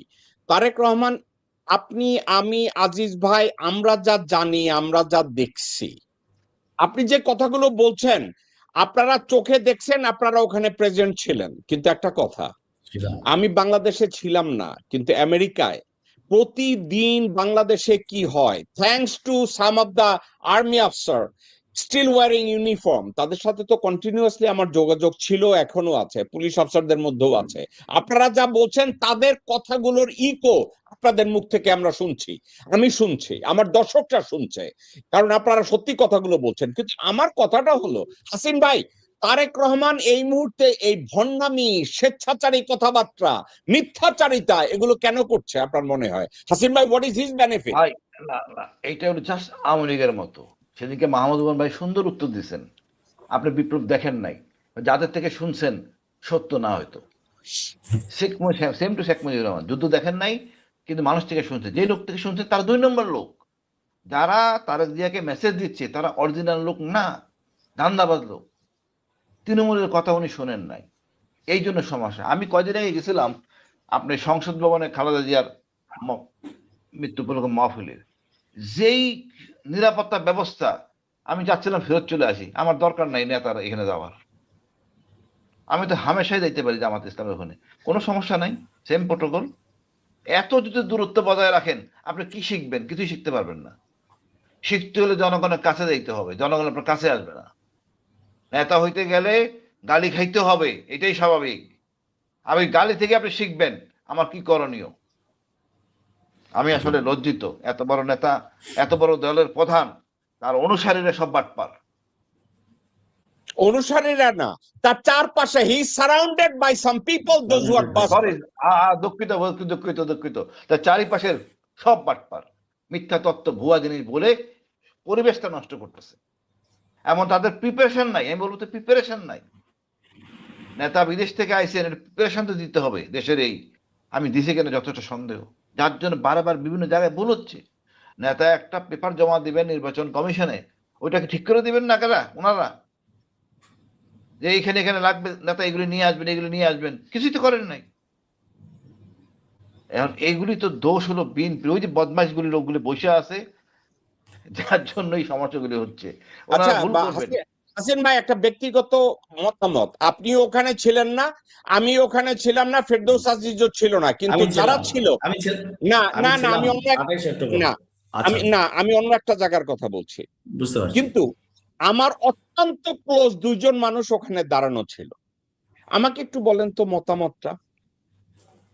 বেগম জিয়া অবচেতন, কমায়, বেগম জিয়া কথা বলছে না, চক্ষু খুলছে না, হাত পা নাড়াচ্ছে না। ওই মুহূর্তে তার বৃদ্ধাঙ্গুলের ছাপ নেওয়া হলো মনোনয়নের জন্য। এখন কত বড় এজন্য আমরা কাকে দায়ী করব? ওখানে যারা ছিল তাদের, না তার একমাত্র সন্তানকে? একমাত্র সন্তানকে দায়ী করবেন? একটু থামেন। না না, আপনাদের দুইজনকে আমি একটা কথা বলি। আপনারা কি একটা শব্দের সাথে পরিচিত? এটাকে বলে মেডিকেল প্রক্সি। আপনারা কি জানেন মেডিকেল প্রক্সি কি? মেডিকেল প্রক্সিটা হলো একজন মানুষ যখন হসপাইস কেয়ারে থাকে, অর্থাৎ মারা যাবে, তার আর কোনো চিকিৎসা নাই, তাকে শান্তি মতো মরতে দাও, মেডিকেলি কোনো সিদ্ধান্ত সে নিতে পারে না, তখন তার পক্ষ থেকে একজনকে নির্বাচন করা হয় যে ওই পেশেন্টের পক্ষে সিদ্ধান্ত নিবে। এখন তারেক রহমান যদি বেগম জিয়ার সন্তান হয়, তাইলে মেডিকেল প্রক্সির আর দরকার নাই, কারণ তার সন্তান ওখানে দাঁড়ানো। তার সন্তানের উপস্থিতিতে অবচেতন একজন রোগীর কাছ থেকে আঙ্গুলের ছাপ নেয়া বাংলাদেশের সংবিধান অনুযায়ী এটা একটা ক্রিমিনাল অ্যাক্ট। এটা ক্রিমিনাল অ্যাক্ট, এটা ফৌজদারি বিধির কততের জন্য বিচারযোগ্য অপরাধ, এবং সেটার মনোনয়ন করছে। আচ্ছা হাসিন ভাই, তারেক রহমানের এই যে কাজটা করছে, আমি বিএনপির নেতা হিসাবে না, একজন সন্তান হিসাবে আপনি তারেক রহমানকে তাইলে কোন পর্যায়ে ব্যাখ্যা করবেন যে আমার মৃত মায়ের হাতের টিপ নিয়ে আমি মনোনয়ন সাবমিট করব? এটাকে আপনি একজন মা এবং সন্তানের চরিত্রকে কিভাবে আপনি ব্যাখ্যা করবেন? ভাই, আপনি তারেক রহমানের শত্রু না, আপনি বেগম খালেদা জিয়ার মানে শত্রু না, কিন্তু এই বিষয়টাকে আপনি কিভাবে দেখবেন হাসিন রহমান? ভাই আমি কি বলবো, আমি বীর প্রতীক, বিপিএম, রাইফেল পদক পাওয়া, আমার 3টা পদক খালেদা জিয়া আমার গলায় পরাই দিয়েছেন। আমি ইনার সম্বন্ধে কোনো খারাপ কথা বলতে পারি না, বাট ওনার ছেলে হিসাবে উনি কোনো দায়িত্ব পালন করেন নাই। যা করছেন এটা কোনোভাবে কাম্য না। আমি যদি খালেদা জিয়ার পক্ষেই বলবো, নট এজ এ বিএনপি। যে লোক মায়ের কাছে আসতে পারে না, তার অনুমতি নিতে হয়, সে দেশের কাজে কোনোদিন আসবেন না, পরিষ্কার কথা। জনগণের কাজে উনি আসবেন না, বিপদে আসবেন না। মায়ের চেয়ে তো বড় কিছু হতে পারে না। আমাকে আপনাদের এক কলিগ, আপনাদের দুইজনের কলিগ বলছি, উনি আর্মিতে ছিলেন না, উনি পুলিশে ছিলেন, উনি ডিআইজি ছিলেন। উনি একসময় জিয়াউর রহমান যখন প্রেসিডেন্ট, ওনার ডিজি এনএসআই ছিলেন। আপনারা নাম শুনতে পারেন আপনারা দুইজনেই। ওনার নাম হাকিম সাহেব, ওনাকে সবাই ডাকতো ডিআইজি হাকিম, কিন্তু পরবর্তীতে উনি এনএসআই ডিজি ছিলেন। এনএসআই ডিজি হাকিম সাহেবের সাথে একাধিকবার আমার কথা হয়েছে, একাধিকবার পার্সোনালি। আমি নিশ্চয়ই আপনারা দুইজন ওয়ান্ডার করতেছেন জেকব মিল্টনের বয়স কত, খালার ফালা কি করে। আপনাদেরকে আমি কই কি, বিআরটিসি বিল্ডিং এর কথা আপনাদের মনে আছে? বিআরটিসি বিল্ডিং এর ফার্স্ট ফ্লোরে এক সময় ছিল প্যান আমেরিকান এয়ারলাইন্স, ওইটার মালিক ছিল রেজা হোসেন, এবং ওইটার 8 তলায় মেজর জেনারেল আমজাদ খান চৌধুরী বসতেন। প্রাণ গ্রুপে ওই সময় প্রাণ ছিল না, ওই সময় ছিল প্রপার্টি ডেভেলপমেন্ট। হ্যাঁ, তো তখন এই হাকিম সাহেবের সপ্তাহে অ্যাটলিস্ট 2 থেকে 3 দিন জেনারেল আমজাদের রুমে ব্রেকফাস্ট, মানে আমরা নাস্তা খেতাম, লাঞ্চ করতাম। তো কথায় কথায় জেনারেল আমজাদ অত্যন্ত প্রোডাক্টিভ একজন মানুষ, দুর্নীতিপরায়ণ নিশ্চয়ই। উনি বগুড়া ক্যান্টনমেন্টের 3 কোটি টাকা চুরি করছিল, ওই চুরি করা পয়সা প্রপার্টি ডেভেলপমেন্ট করতে, আদম ব্যবসাও করতে গেছিল। That's a different story. হ্যাঁ, তো জেনারেল আমজাদ হাকিম সাহেবরে জিজ্ঞাসা করলো যে জিয়া সাহেব এত সৎ মানুষ, কিন্তু ওনার ফ্যামিলি, তখন বলছে যে আপনারা যদি জিয়া ফ্যামিলি চিন্তা করেন তাহলে 2টা ফ্যামিলির কথা চিন্তা করতে হবে। বলছে কেমন? বলছে একটা হচ্ছে জিয়াউর রহমান সাহেবের ফ্যামিলি, অর্থাৎ তার পিতৃকুল, কামাল আহমেদ সাহেবের ফ্যামিলি, জিয়াউর রহমানের ওই ফ্যামিলি, আর আরেকটা হচ্ছে মজুমদার ফ্যামিলি, যা ওই ভারত থেকে আইছে। এখন বলছে মজুমদারেরা বাণিজ্য বুঝে, তাগো মধ্যে কোনো সততা নাই, তাদের ভিতরে কোনো উদারতা নাই, তাদের ভিতরে কোনো নৈতিকতা নাই, তাদের কোনো চরিত্র নাই। ওইটা হচ্ছে মজুমদার। এই কথা ব্যাখ্যা করতে গিয়া হাকিম সাহেব বলছে তারেক রহমান বা জিয়াউর রহমান সাহেবের সন্তান, 2 সন্তানের মধ্যে জিয়া ফ্যামিলির কোন রক্ত ঢুকে নাই। ওই যে আপনি ক্রোমোজোম নিয়ে কইছেন জেনেটিক্যালি, এই তারেক রহমানের মধ্যে ওই মজুমদার ফ্যামিলির জেনেটিক্স বেশি ঢুকছে, ক্রোমোজোম বেশি ঢুকছে, জিয়ারটা অল্প একটু ঢুকছে। তো আপনাদেরকে আমি যে কথাটা বলতেছিলাম যে তারেক রহমান যদি তার মৃত মায়ের আঙ্গুলের ছাপ নিয়ে মনোনয়ন দেয়, ব্যক্তি, আমি এই কথাটা কর্নেল ফেরদৌস আজিজকে বলবো, ব্যক্তি উনার কি তাইলে কোনো ইন্টিগ্রিটি আছে? ব্যক্তি উনার কি কোনো চরিত্র আছে? ব্যক্তি উনার ভিতরে কোনো সততা আছে? মৌলিকতা বলতে কিছু আছে আপনি দেখতে পান colonel Ferdous Aziz? He lakhs everything in totality. অমানুষ যাকে বলে, আর কি বলবো, এটুকুই ছেড়ে না, দিলাম। You said it, you said it. Okay, এখন একটা কথা, গতকালকের এখানে নিউ ইয়র্কে ছিল বৃহস্পতিবার, আমি একজন মহিলাকে কল করলাম, ভদ্রমহিলার নাম মনিরা হক।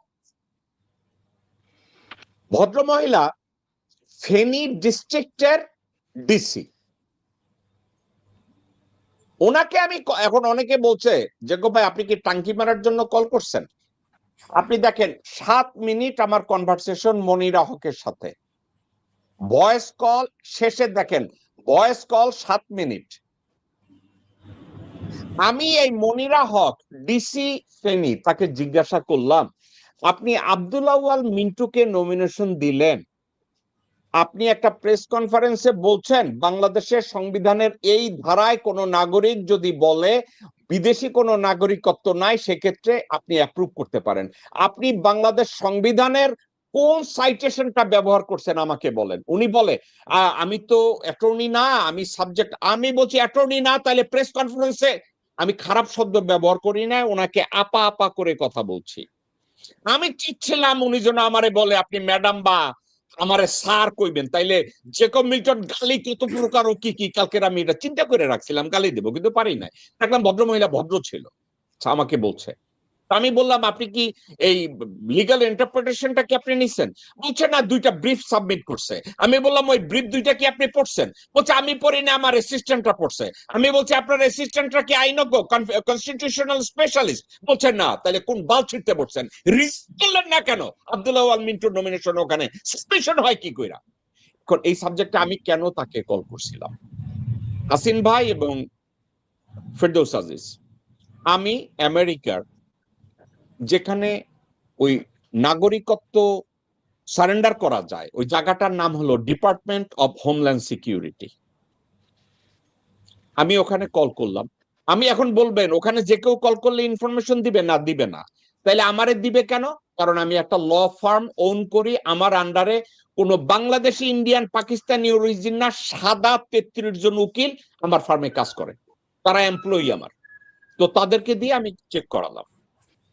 Department of homeland security, Abdullah Al Mintu অথবা ইশরাক, ওই যে চোরা সিনেমার টিকিট ব্লক করতো সাদেক হোসেন খোকা, তার পোলা ইশরাক, এই 2 জনের কারোই পাসপোর্ট সারেন্ডারের ব্যাপারে কোনো অ্যাপ্লিকেশন পায় নাই। হাইকোর্ট, আমি তাদেরকে জিজ্ঞাসা করলাম যে তোমাদের এই সিটিজেনশিপ সারেন্ডার করতে গেলে কি লাগে? তো বলছে কমপ্লিট অ্যাপ্লিকেশন লাগবে এবং সাথে 5টা এভিডেন্স লাগবে। কি এভিডেন্স লাগবে? তার কোনো ট্যাক্স ডিউ আছে কিনা, তার বিরুদ্ধে কোনো ক্রিমিনাল অথবা সিভিল মামলা আছে কিনা, তার কোনো ফিডিউশারি রেসপন্সিবিলিটি, অর্থাৎ এখানে কোনো ব্যবসায় বাণিজ্যে কোন এন্টিটির সাথে ইনভলভ থাকতে গেলে একজন ব্যক্তির ফিডিউশারি রেসপন্সিবিলিটি থাকে, ইটস এ কর্পোরেট ওয়ার্ল্ড, এগুলো আছে কিনা এটা সে ব্যাখ্যা করবে। চাই কোন স্পেশাল সার্কামস্টেন্সেসে সে তার সিটিজেনশিপ ক্যান্সেল করতেছে এইটা। 5, একটা ওথ, সে একবার যদি সিটিজেনশিপ ক্যান্সেল করে পরবর্তীতে সেম সিটিজেনশিপ সে আর ক্লেম করবে না।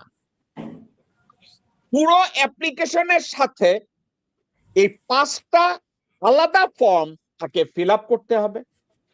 পুলিশের একটা ক্লিয়ারেন্স নিতে হবে, তাইলে নাম্বার 6 অ্যাপ্লিকেশনের সাথে 6, এই 6টা জিনিস যদি সাবমিট করে, then it's up to department of homeland security যে তার এই অ্যাপ্লিকেশনটা অ্যাকসেপ্ট করবে অথবা করবে না। এখন মজার কথা, আব্দুল্লাহ ওয়াল মিন্টু অথবা টিকেট ব্লাকার সাদেক হোসেন খোকার পোলা, নস্যির ঘরের পশ্চি, নান্দির ঘরের বান্দি, সাওয়ারপুত ইশরাক, তাদের কোনো application department of homeland security পায় না। এখন আমি ইশরাকরে নিয়ে মনিরা হক ফেনী ডিসি এই মহিলারে জিজ্ঞাসা করি না, আমি করছিলাম আব্দুল্লাহ ওয়াল মিন্টুরে নিয়ে। মহিলা আমার কথার আর কোনো জবাব দিতে না পাইরা আমারে বলে যে আচ্ছা আমি না হয় একটা ভুল করছি, এরা এখন নির্বাচন কমিশন তো এটা ক্যান্সেল করতে পারে। আমি বললাম ব্যক্তি হিসাবে আপনার নিজেকে লায়াবল মনে হয় না? আপনার লজ্জা লাগে না যে আপনি বেতন নেন, বেতন নিয়া নপুংসকের মতো হারামজাদির মতো একটা সিদ্ধান্ত নিয়ে দেশের ক্ষতি করছেন? আপনার এটা মনে হয় না? আমি না হয় একটা ভুল সিদ্ধান্ত হয়, আপনি কি এটাকে কারেক্ট করার চেষ্টা করছেন? বলছে আমার এই অপশন নাই। আমি কিছু রিজাইন করেন। আমি টোটাল জিনিসটা আপনাদেরকে আমি ব্যাখ্যা করলাম। হাসিন ভাই, এ ধরনের টোটাল 29 জন বিদেশি নাগরিক ইনক্লুডিং তারেক রহমান এই নির্বাচনে অংশগ্রহণ করতেছে। তাইলে নির্বাচন কমিশন কি হইল ভাই? হাসিনা নির্বাচন কমিশন 14, 18 আর 25 জানুয়ারির ইলেকশন, 24 জানুয়ারির ইলেকশন, সাবজেক্টটা কি এইরকম নাকি অন্য কিছু?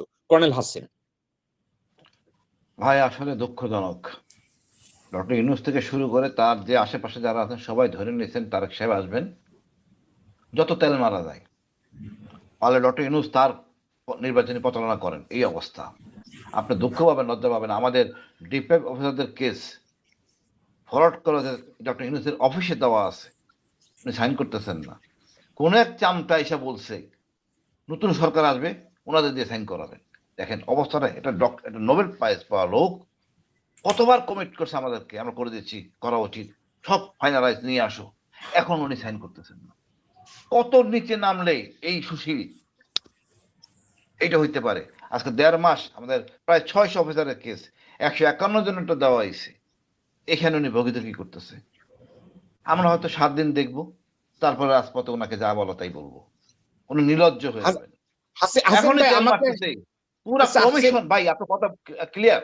আপনি যে নির্বাচন ব্যবস্থা সবাই এখন বিএনপি বা জনগণ উল্টা, জনগণ উল্টা, প্রশাসন বিএনপি। দেখা যাক ইনশাল্লাহ কি হয় নির্বাচন, আমরা দেখবো কেমন প্রশাসন নির্বাচনটা জিতায়, একটারও ধার রাখবো না। ওকে হাসিন ভাই, আপনাকে আমি একটা কথা জিজ্ঞাসা করি। আমি আপনার কথা বলছি না, ফেরদৌস আজিজের কথা বলছি না। আপনারা একদিকে বসুন্ধরা শাহ আলমের বিরুদ্ধে আন্দোলন করেন, শাহ আলমের বিচার চান, আবার অন্যদিকে আপনারা ওয়াকারের সাপোর্ট করেন। আমার একটু বলেন তো আসলে সাবজেক্টটা কি হইলো তাইলে? যে শাহ আলমের টিকায় রাখছে ভাই, যেখানে শাহ আলম, আনবীর, সানবীর এবং এই তাদের ভূমিদস্যুগিরি টিকায় রাখছে ওয়াকার, আপনারা এই বসুন্ধরা শাহ আলমের 14 গোষ্ঠী উদ্ধার করেন আর আপনারা সাপোর্ট করেন ওয়াকারের। সাবজেক্টটা কি হইলো? অর্থাৎ আপনার বউরে আপনি রাত্রিবেলা ভাড়া দেন না, দিনের বেলায় ভাড়া দেন। কাহিনীটা কি, সাবজেক্টটা কি এরকম হইলো না তাইলে? মানে আমি আপনার কাছ থেকে ভাই আমি বেয়াদব মানুষ, আমার কথাটা মাইন্ড করেন না। অর্থাৎ আপনারা কইতেছেন আমার বউরে তো না, ভাই কথাটা এরকম চিন্তা করেন।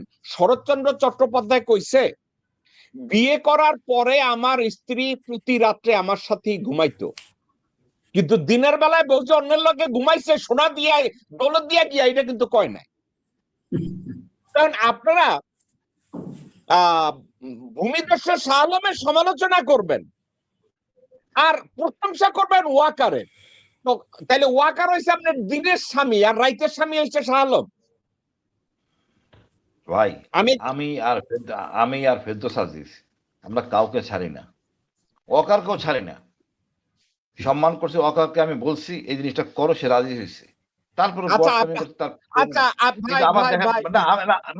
আরো বলি, এই যে আমি যখন জেল থেকে আসি আমাকে চাকরি দেওয়ার জন্য নিচে আনবিরের পিএস হিসাবে চাইছিল, আমি দ্য লাস্ট ম্যান, আমি একবেলা খাবো, আনবিরে চাকরি আমি করবো না। বাট আমি দেখি যে আমাদের জেনারেলরা চাকরি করে সেখানে, আমার লজ্জা লাগে। শেমলেস কতটুকু, আর ভাই কিভাবে বিকাম জেনারেল, অবসরে থাকেন, বই লেখেন, গল্প খেলেন, বাট চোরের কান্ডারে চাকরি করা যায় না। ভাই আমাকে একটা ভাই এটা বলেন তো, ব্রিগেডিয়ার আমান আজমি তারেক রহমানের সাথে যাইয়া দেখলাম লম্বা চূড়া কথা বলে, 2 দিন আগে এর কি যেন ওয়াকারের নিয়ে প্রশংসা করে, এখন আবার তারেক রহমানের লগে মহব্বত চলতেছে। আমারে যদি একটু কিছু বলেন হাসিন ভাই, কাহিনী কি হইতেছে? ভাই আমি একটু বলি, ভাইয়ের সাথে তারেক রহমানের সাথে 2 দিন আগে আমার দেখা হয়েছিল। উনি কিন্তু গোলাম আজমের ছেলে, বাট জামাতি ইসলাম না, এটা মনে রাখবেন। ওনার দায় দায়িত্ব ওনার। উনি প্রথম থেকে ওনাকে আমি বলতেছি, স্যার আপনার সোজা রাস্তা চলেন। আপনাকে আমি আয়নাঘরে দেখছি, এটা আমি দৃশ্যমান ওয়ার্ল্ড সবাইকে জানাইছি, আমি যে আপনাকে আমি দেখছি, আপনার ভাইকে জানাইছি, ফেরদৌসকে জানাইছি, ক্যাপ্টেন শহীদ ছিল ওই সময়, জেলারকে জানাইছি যে আমি আজমি স্যারকে দেখছি, উনি এখন জীবিত আছে। আপনি এই সেনাপ্রধানের প্রশংসা করতেছেন যে আপনি ছাত্র বলে দায়ী বলেন, আপনাকে যখন অ্যারেস্ট করা হয়েছে তখন এই সেনাপ্রধান জেনারেল ঢাকা শহরেই ছিল, তারা সবাই জানতো। আপনি প্রশংসা করতেছেন কেন? প্রশংসা কম করেন, যেটুক দরকার ওইটুক করেন, বাট অতিমাত্রা কইরে আপনি তো মানে বিকাতে ফেলা দিতেছেন আমাদেরকে। আমারও তো একা গুম হাসিলকে করে নাই, আপনাকে করে নাই, শত শত অফিসের গুম ছিল। আমি যখন আসি পুরা সেল ভরা, ওরা তো 27 জনের মতো লোক ছিল। আপনি এটা করে আরো উঠাই দিলেন। আর এই হাসিন ভাই, আজমি স্যারের জন্য ভাই আরেকটা শেষ করি, বলি আজমি স্যারের জন্য, আর একটা হলো কর্নেল হক। এই কর্নেল হকের জন্য এই সেনাপ্রধান উপরে উঠে গেছেন, মনে ভাবে নিচ্ছেন। বাকিটা ঢুকেছে জেনারেল ফজলে আলী আকবর, এখন তারা সামলাইতে পারতেছে না। আমরা তো আমাদের অবস্থান ছিলাম এক জায়গায় দিয়ে, এখানে দাঁড়ানো থাকা দরকার, সেখানে আসলাম ন্যায় নীতি প্রশ্নে। আমরা কখনো সেনাবাহিনীর বিপক্ষে বলবো না, যেটা অপরাধী তাকে আইনে আশ্রয় নিতে হবে, ক্ষমা চাক আগে, আমরা ক্ষমা করবো, বাট এইভাবে চলবে না। মানে কিছু স্যার যদি মানে আমি আর কি বলবো, উনি হয়তো মানসিক ভাবে ওইভাবে ছিলেন না, বাট এখন যদি বই দেওয়ার জন্য যেয়ে থাকেন, আমি আর কি বলবো, কিছু বলার নাই আমার। বাট আমরা মনে করি, আমাকে একটা কথার অ্যান্সার করেন, আমাকে কর্নেল ফেরদৌস আজিজ আপনি যদি বলতে পারেন। আমাকে বলা হয়েছে ইউনিফর্মে আপনাদের চেয়ে সিনিয়র একজন জেনারেল বলছে যে ব্যক্তি আমান আজমির ভিতরে যে আইডিয়ালস ছিল, যে অনেস্টি ছিল, যে ইন্টিগ্রিটি ছিল, এগুলো আর নাই, ইটস গন। সে বলছে সে ব্যক্তি স্বার্থের জন্য পারলে এখন তারেক রহমানের সামনে গিয়ে কাপড় খুইলা দিবে। সাবজেক্টটা কি আপনার কাছে সত্যি মনে হয়, নাকি আমাকে যে বলছে কথাটা বানোয়াট মনে হয়েছে বা বেশি বলা হয়েছে? ফেরদৌস আজিজ, আপনার কি মনে হয়? Correct. He said very correctly. The man who talked about him, he said very correctly. He doesn't possess anymore. He's not a fighter. Don't count him. Who has told you to count him? He doesn't belong to Jamaat. Jamaat doesn't own him. Take it for sure. Own him. Yes. I'm telling you. এই লোকদের জন্য আমি হাসিন আমরা কত plan করেছি, how to rescue হিম। তার ভাইদের সাথে আমরা প্ল্যান করছি, সময় আমি কথা বলেছি, অথচ তাকে রেস্কিউ করার পরে আমরা যেদিন আয়নাঘর ঘেরাও করলাম, ইউ মাস্ট বি নোইং ইট, 5 তারিখেই সন্ধ্যায় আবার আয়নাঘর ঘেরাও করলাম, উই প্রেসারাইজড ইট। আল্লাহ জীবন রাখছে, but we had been there 15-16 officers. আজ পর্যন্ত তাদের ফ্যামিলি থেকে কোথাও থেকে কেউ কল হয়নি, অথচ আমি কত কল করেছি, কত তারা কল করেছে, রাত 3টা 3:30 কল করেছে। What a ungrateful. What you want me to talk? আমি মানে এগুলা এই যে বললাম না, কিছু কিছু জিনিস বলতে চাই না, মানে এই সমস্ত ম্যাটেরিয়ালকে বিলো ডিসকাশন, এদেরকে ডিসকাশনে আনাই যায় না। আমি একবার টক শোতে 4 জন ছিলাম প্রথম দিকেই, আগস্টের পরে আমি খেপে গেছিলাম, বাস্টার্ড বলে গালিও দিয়েছিলাম। পরে অনেকে আমাকে সাজেস্ট করেছে যে তুমি খেইপো না, তোমার কথা ঠিক আছে, সব ঠিক আছে, তুমি খেইপো না, গালি দিও না, কুল ডাউন। ভাই আমি কেমনি কুল ডাউন হব? আজকে 17টা বছর আমার জীবন থেকে 17টা বছর হারায় গেছে, আমার বউ বাচ্চার জীবন থেকে হারায় গেছে। আমার তো 2টা প্লট ডিএইচএস এর প্লট পাওয়ার কথা, জল টাকা পরিশোধ করেছি 2012, সেটা দেয়নি, কিছু বিধায় পিএনজি করে রেখেছে। আচ্ছা, এই আমার বন্ধুদের কাছ থেকে শুনলাম আবার নাকি আমাকে পিএইচডি করেছে এই গত সপ্তাহে, এই বৃহস্পতিবার, কালকে বৃহস্পতিবার, আগের বৃহস্পতিবার। আমি বলছি আলহামদুলিল্লাহ, আলহামদুলিল্লাহ, না এবার আলহামদুলিল্লাহ। স্যার, দেখি কত দূর যেতে পারে, এবার ছাড় দিব দেখি না। কত দূর যেতে পারবে। পাড়া দিয়া মেরা সিস্টেম করে দিব। মানে আপনি তো জানেন মনে হয়, আমি বলেছি যে আমি মাঠের লোক, আমরা দোস্ত, আমরা মাঠের লোক। We don't care anyone, any bastard, we don't care. মানে এখন বলতে গেলে আসলে অনেক কথা বলতে হয়, এই একটা টকশোতে এত লম্বা হয়ে যায়। All bloody elite hijra, bloody Mir Jafar, চাকর বাকর টাইম, চাকর বাকর। আপনাকে আমি একটা ফেরদৌস আজিজ এবং হাসিন রহমান, আপনাদেরকে আমি একটা কথা বলি। খালেদা জিয়া আমির খসরু মাহমুদ চৌধুরীকে প্রসাবের মতো দেখতেন, একটু বাচ্চারা সহ্যই করতে পারতেন না। খালেদা জিয়া আমির খসরু মাহমুদ চৌধুরীর দেখলে মনে করতেন এটা একটা গু। আমি একটা কনভারসেশন শুনাই আপনাদেরকে, একটু শুনেন। হ্যাঁ বলছেন জি, ম্যাডাম। কোথায় আপনি? আমি চিরঙ্গে।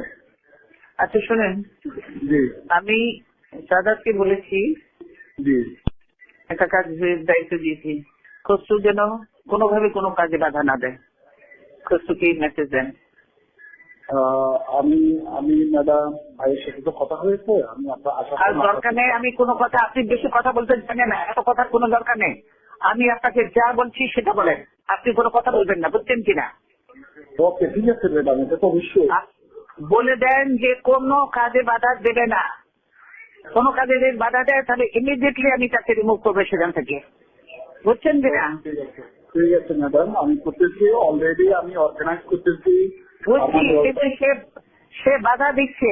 আপনি যেটা বললাম সেটা বলেন, আপনাকে এত লম্বা কথা আমি শুনতে চাই না।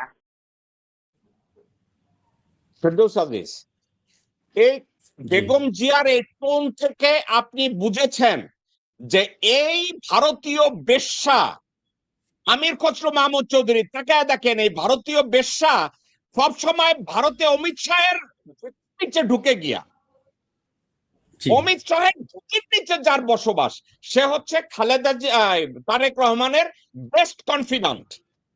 এখন এই আমির খসরুর পিছনে লোকজন নামাজ পড়তে দাঁড়ায়া যায়। তো এই আমির খসরুর পিছনে লোকজন যদি নামাজ পড়তে দাঁড়ায়, এই দেশটা টেকার কোনো সম্ভাবনা আছে? তারা এই আমির খসরুর পিছনে নামাজ পড়তে দাঁড়ায়, তারা কি আসলে বিএনপি করে? তারা কি বেগম খালেদা জিয়ার রাজনীতি করে? তারা কি শহীদ রাষ্ট্রপতি জিয়াউর রহমানের রাজনীতি করে? কর্নেল ফেরদৌস আজিজ, যে যারা পিছনে দাঁড়ায় তারা নিজেরা মানুষ না অমানুষ, এটা আয়নার সামনে দাঁড়ায় একবার জিজ্ঞেস করুক, এরা মুসলমান নাকি মানুষ। মুসলমান তো পরে আসবে, মানুষ কিনা। কারণ কোথায় কার সামনে দাঁড়াচ্ছে, কাকে ইমাম বানতেছে, নেতা বানতেছে, এই লোকগুলা কি বোঝে না।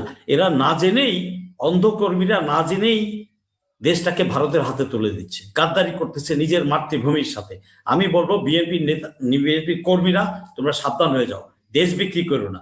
আগামীর ধ্যান ধারণা হচ্ছে দেশ বিক্রি করার। তার এই যে আমির খসরুর কথা বললেন, আমির খসরু যেটা আছে কি সাম্পার্থ, এ শিলংয়ে যেখানে সালাউদ্দিন ছিল, আজকে অন এয়ার বলে দিচ্ছি, 60 বার, 59ও না 61ও না, 60 বার গিয়েছে এই শিলংয়ের সাথে দেখা করতে। কে? আমির খসরু চামচা। এরা জানে না, এরা সব ভারতের পারপাস সার্ভ করছে। এই যে আপনার চিটাগাংয়ের এস আলমের ভাইয়ের যে বাড়ি আছে মন্ট্রিলে, লাস ভেগাস বাড়ি, ওখানে চিটাগাংয়ের মেয়র শাহাদাত মনে হয়, হ্যাঁ শাহাদাত, ও তো কানাডা গিয়ে সে বেড়ায় আসছে, তার বাড়িতে গেস্ট হিসেবে ছিল। জানে এস আলমের ব্যবসা এরাই চালাচ্ছে, বিএনপির লোকই চালাচ্ছে। তাহলে তো জাতি জানুক বিএনপি কে, এই দেশের দল। এখন আওয়ামী লীগ যেমন এই দেশের দল ছিল না, ঠিক রিপ্লেস, তাদের দায়িত্বটা বিএনপি টেক ওভার করছে। আজকে আমি দলের নামটা নিয়ে বলতে হলো, অথচ 16টা বছর আমরা এই কত নিজেদেরকে সবকিছু হারাইছি, এই দলটাকে বাঁচানোর চেষ্টা করছি।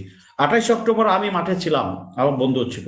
সেই দিন যদি 3টা কথা মির্জা ফখরুল বলতো স্টেজে দাঁড়ায়, কেউ মাঠ ছাড়বে না, সেটা না করে উনি কি করছে, তিনটা শব্দ, কেউ মাঠ ছাড়বে না।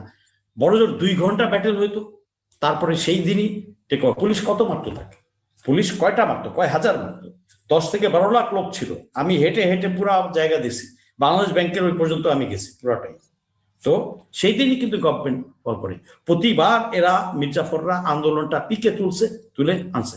নেত্রকোনা থেকে লোক আসছে, সেই চর থেকে কি বলে হাওড়া এলাকা থেকে, জোনাকির অপোজিটের গল্লিটাতে বসা। আমি দিয়েছি কোথেকে আইছো বলে, তো বাড়ি কই, এক্সেন্ট শুনেই তো আমি বুঝতে পারি যে ময়মনসিংহ চলে, কারণ আমার রুট তো কিশোরগঞ্জ। তো বলে কেমনে আসছো, আসছি সবার সাথে আসছি। মানুষ ভালোবাসার টানে আসছে, অথচ সিনিয়র নেতারা কিন্তু জানতো। সে আন্দোলন ভেঙে দিয়ে চলে গেল, তাড়াতাড়ি গাড়ি উঠে চলে গেল। মানে মির্জাফরের ভরা, এবং এরা মাসহারা খাইতো। প্রতি মাসে হাসিনার বাসায় কারা কারা যেত, 10-12 জন আপনি তো জানেন, যেত হাসিনার কাছ থেকে ক্যাশ নিয়ে আসতো। পুরা দলটাই তো শেষ, দলটাই শেষ। এবং মাসহারা দিয়ে আসছে না, কি বলে দাস্তখত দিয়ে আসছে না।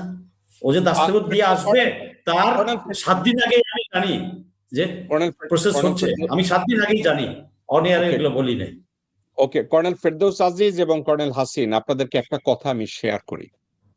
হাসিনার শাসন আমলে বাংলাদেশ ব্যাংক থেকে কয়েকটা ডাটা বের করা হয়েছে, তাতে একটা নাম্বার বলা হয়েছে যে 15 বছরে বিএনপির সিনিয়র নেতারা 26,000 কোটি টাকা তারা লোন নিচ্ছে ব্যাংক থেকে, 26,000 কোটি টাকা। কিন্তু নাম্বারটা কমাইয়া বলা হয়েছে, নাম্বারটা 26,000 কোটি না।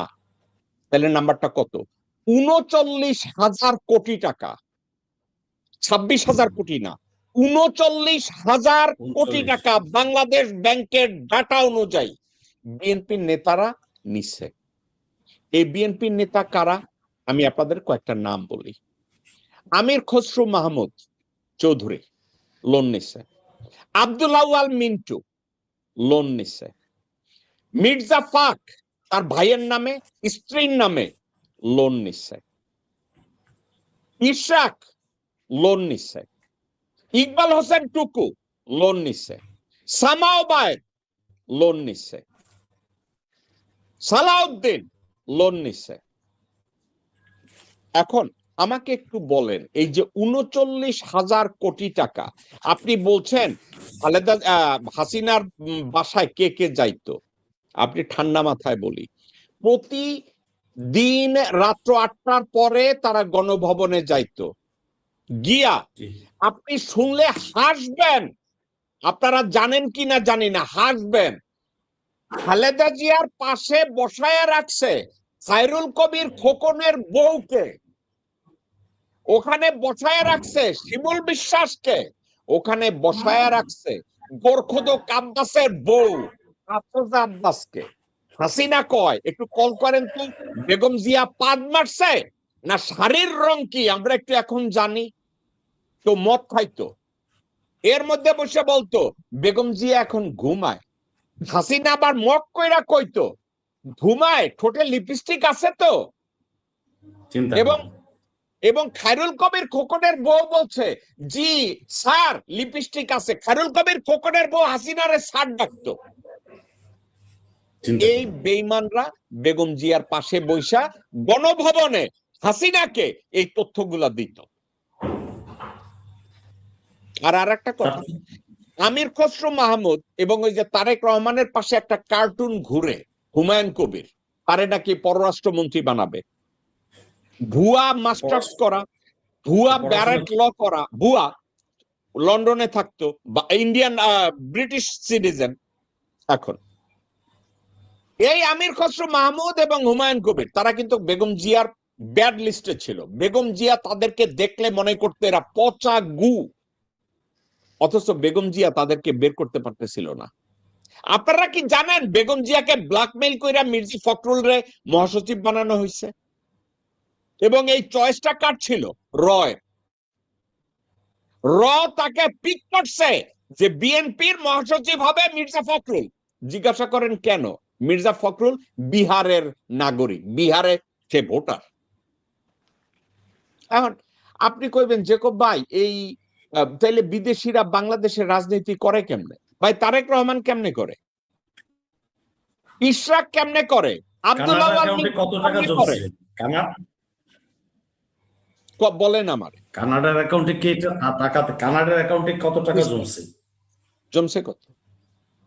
ওকে, আমি এবার একটা টক শোতে যেদিন বললাম যে আজ থেকে 8 দিন আগে টাকা জমছে। আপনি কি জানেন তারেক রহমানের বিরুদ্ধে ঢাকা 17 আসনের নির্বাচন করতেছে এস এম খালেদুজ্জামান, ঢাকা মেডিকেলের একজন ছাত্র।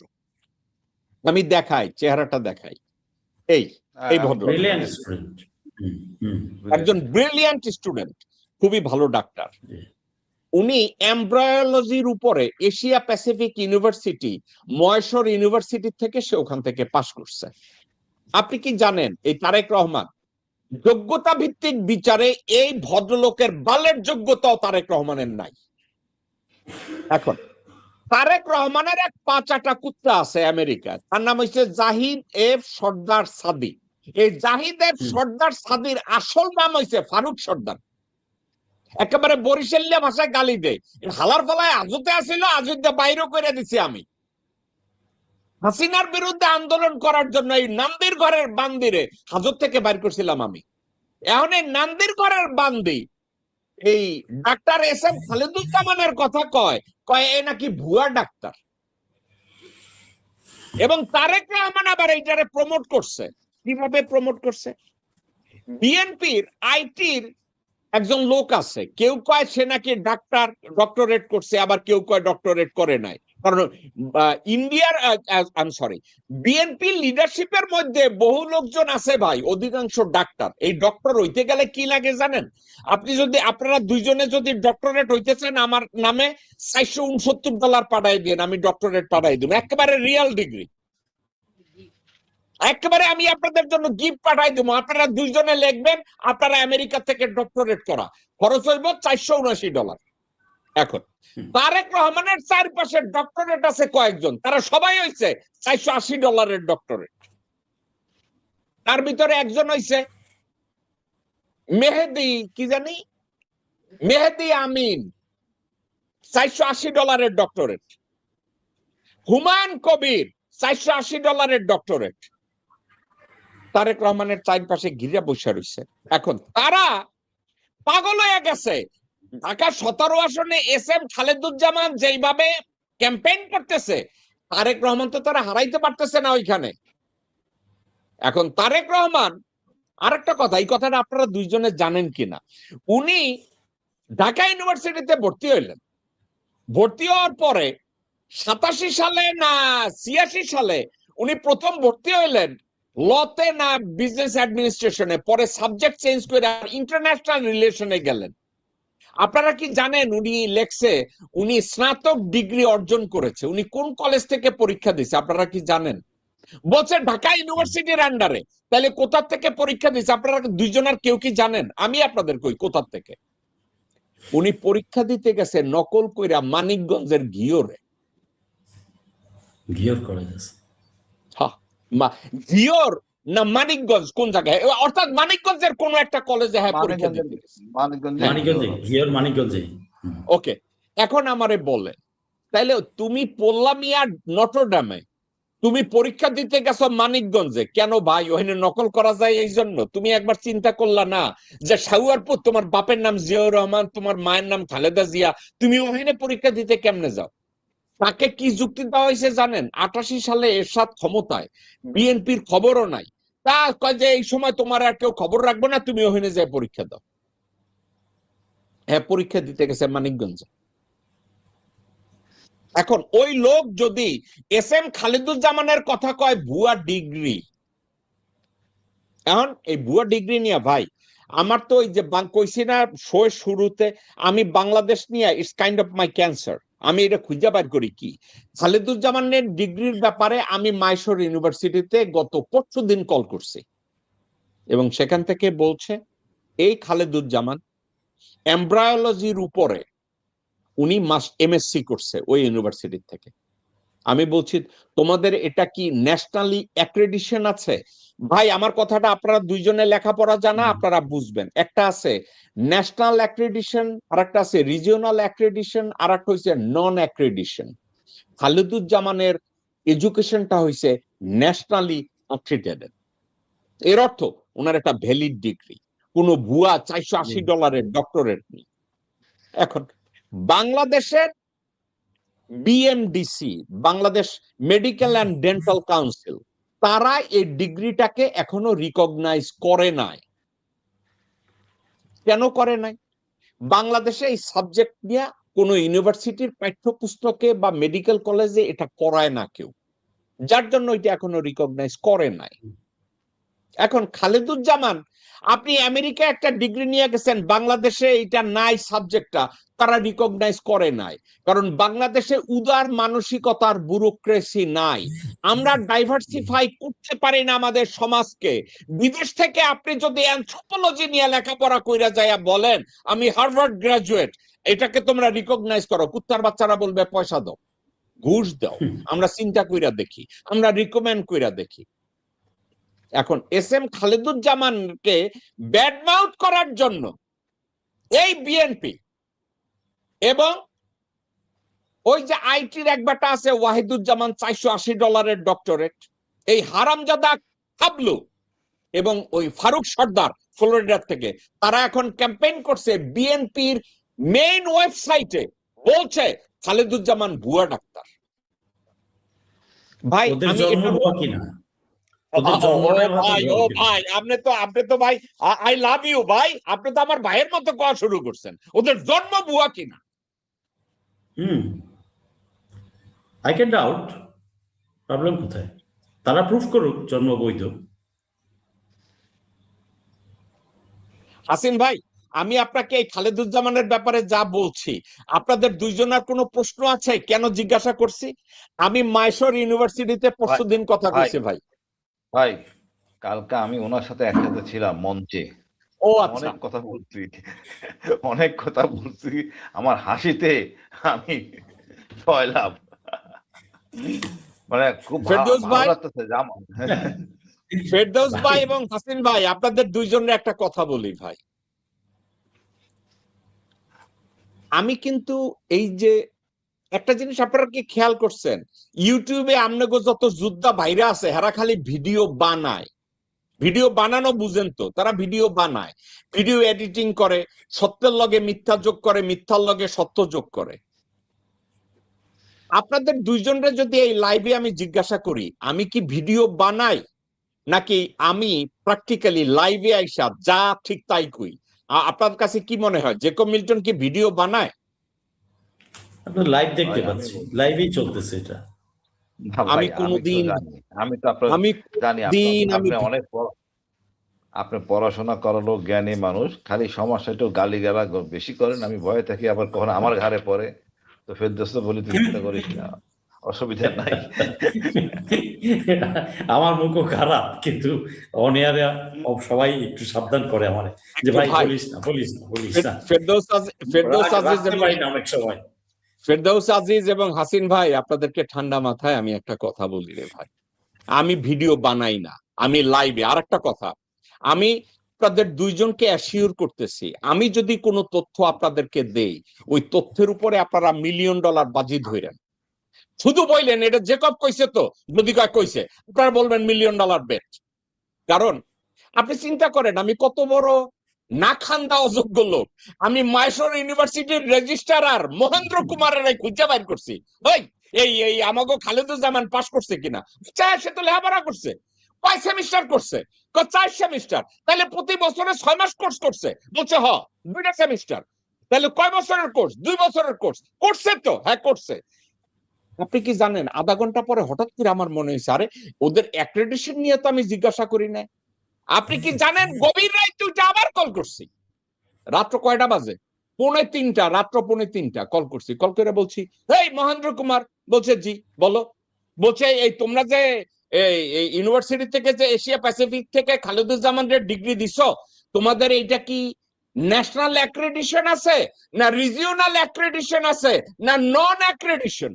বলছে are you crazy, people are paying us thousands of dollar, it's a national accreditation. আমি বললাম তাইলে ঠিক আছে।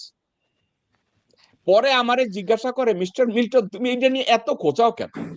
আমি কইছি যে একটা ভদ্রলোক ঢাকা ইউনিভার্সিটি থেকে পাশ করে একটা ভুয়া ডিগ্রি নিবে কেন, এই লোকটারে ভুয়া বললো কেন, এই জন্য। তো বলছে ও আচ্ছা। এখন আমাকে একটু বলেন, বিএনপির কোন লোক যারা এস এম খালেদুজ্জামানকে ভুয়া বলছে, কোন সানবে বেচ ওই মহেন্দ্র কুমারের লগে কথা কয় নাই, কারণ হ্যাঁ তো ইংরেজি কয়। এই সাউয়ার পুতেরা মহেন্দ্র কুমারের লগে কথা কয় না, কিন্তু ফেসবুকে পোস্ট দেয় ভুয়া ডাক্তার। ওই বরিশালের জিজ্ঞেস করেন অ্যাক্রিডিটেশনটা উচ্চারণ করতে পারে কিনা।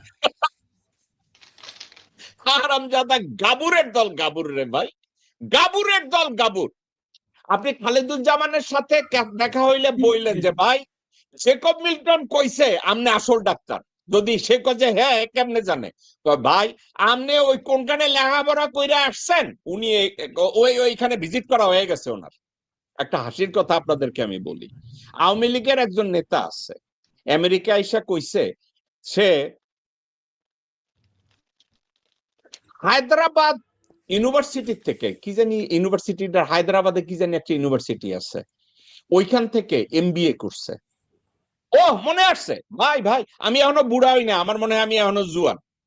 ইউনিভার্সিটির নাম হইছে উসমানিয়া ইউনিভার্সিটি, কর্নেল ফেরদৌস আজিজ এবং কর্নেল হাসিন কইছে উনি উসমানিয়া ইউনিভার্সিটি হায়দ্রাবাদ থেকে উনি এমবিএ করছে, আপনাদের বিএনপির একজন যোগ্য নেতা।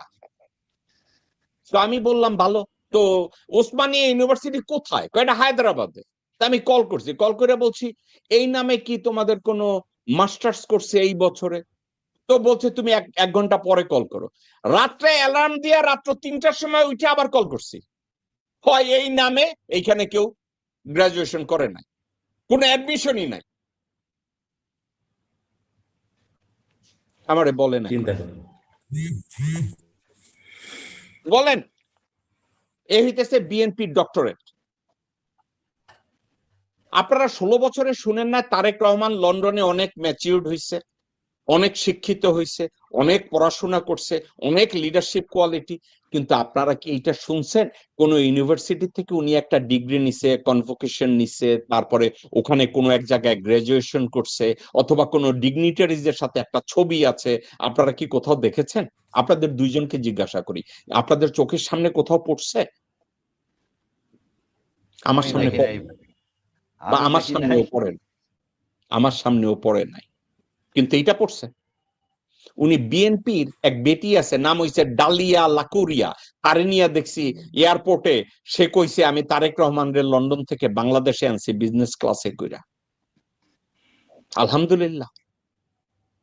এনিওয়ে, অনেক আলোচনা হয়েছে। কর্নেল ফেরদৌস আজিজ আপনাকে অনেক ধন্যবাদ, কর্নেল হাসিনুর রহমান বীর প্রতীক অনেক ধন্যবাদ। আপনাদেরকে আমি একটা ছবি দেখাবো, যেই মুহূর্তে তারেক রহমান তার মায়ের আঙ্গুলির ছাপ নিয়ে নমিনেশন সাবমিট করছে, ওই সময় বেগম জিয়ার শারীরিক অবস্থাটা কেমন ছিল, আমি ওই ছবিটা দেখাই।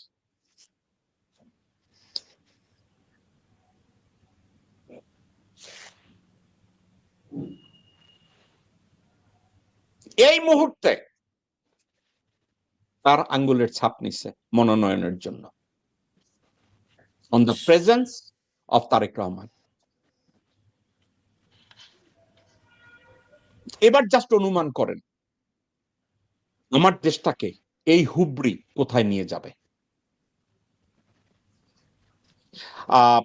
আমি এবার কর্নেল ফেরদৌস আজিজ আপনাকে বলবো, আজকের অনেক বিষয় আমরা কথা বলছি, আজকের আমাদের আলোচনা না ভাই, আমি অন্য একটা সাবজেক্টে আমি বাদ দিছি, আমি সাবজেক্টটা বাদ দিতে পারবো না। দুইজন ব্যক্তিকে নিয়ে আমার কথা বলতে হবে। হাসিন ভাই আর 5 মিনিট একটা ভিডিও দেখায়, ভিডিওটা শুনেন। প্রধানমন্ত্রী শেখ হাসিনার কপালে নামাজের দাগ দেখা যায়। আমি প্রশ্ন করলাম যে আপনার কপালে তো নামাজের দাগ দেখছি। হুজুর আমি 7 বছর বয়স থেকে আমি নামাজ পড়ি। কিভাবে? বলে হুজুর আমি যদি নামাজ না পড়তাম আমার মা আমার জন্য ঘরে ভাত পাক করতো না। আমার মাকে আমাকে নামাজি বানাবার জন্য চেষ্টা করেছেন, সেই থেকে হুজুর আমি নামাজ পড়ি, নামাজ সারিয়া।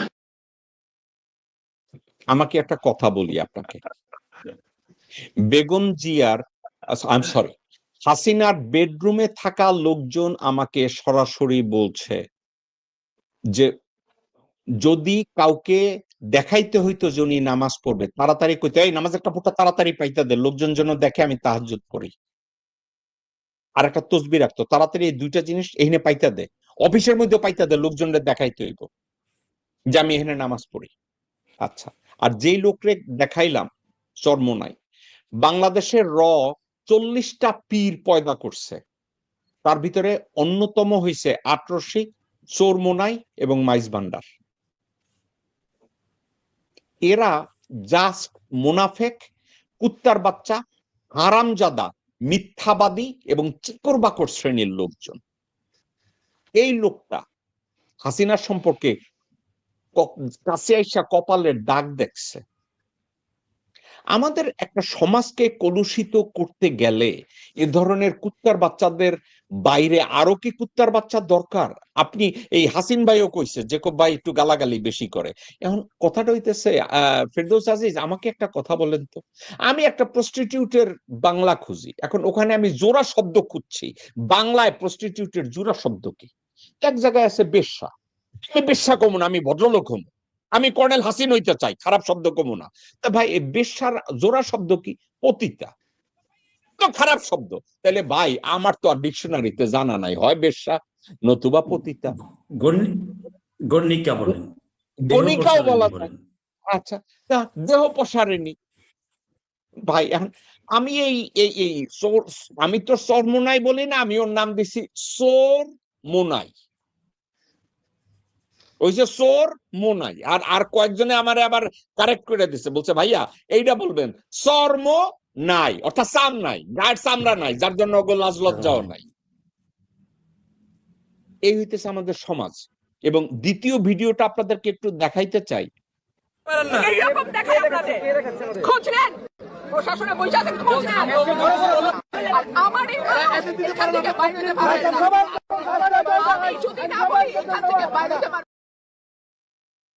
আমি কিন্তু রুমিন ফারহানারে আসলে পছন্দ করি না, ব্যক্তি হিসেবে পছন্দ করি না, কিন্তু ওইখানে সে যে অ্যাক্ট করছে আমি কিন্তু তার এই অ্যাক্টটাকে সাপোর্ট করি।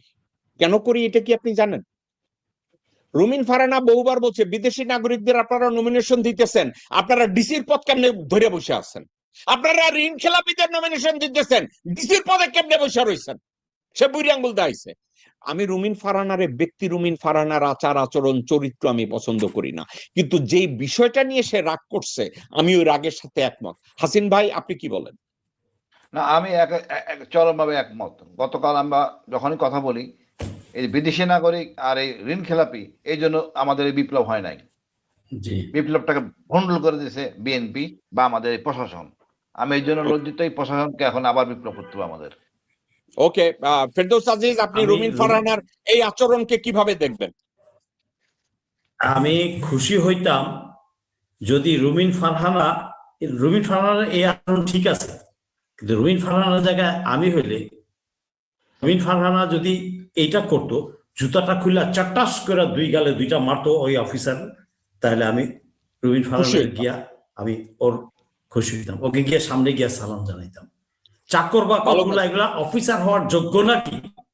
ইন্দোর বিশেষ থেকে এগুলা উঠে আসছে, ওকিন্নি ফকিন্নি, এগুলা অফিসার হওয়ার যোগ্য না। মার কোটায় চাকরি নিছে হাসিনার দয়ায়, আমাকে চাকরি নিছে, এগুলা ডিসি হয়েছে, ইউনো হয়েছে, এগুলো কি অফিসার নাকি? সব ধোবি নাপিত কোয়ালিটি। সব officer should have his own qualities. তার আত্মমর্যাদা থাকবে, তার মেরুদণ্ড থাকবে, তার সততা থাকবে, ইমান থাকবে। তার আর কিসের অফিসার? তুই তো কেরানির নিচে অদম, ওই আরেকটা নিচে পিয়ন চাপরাশি, তার নিচে ওগুলোকে ধোপি নাপি। কোথা থেকে এগুলা পয়দা হয়েছে আল্লাহ জানে। জাতি যে কোন পথে আগাচ্ছে, এই জাতিকে তো ভেঙে দিচ্ছে মেরুদণ্ড ভারত। এইভাবে এগুলো ওই চেতনা ঢুকায়া, ওই একাত্তর ঢুকায়া, বাপ ঢুকায়া, মুজিব ঢুকায়া, এগুলো ফালতু। এই জাতি কবে শিখবে?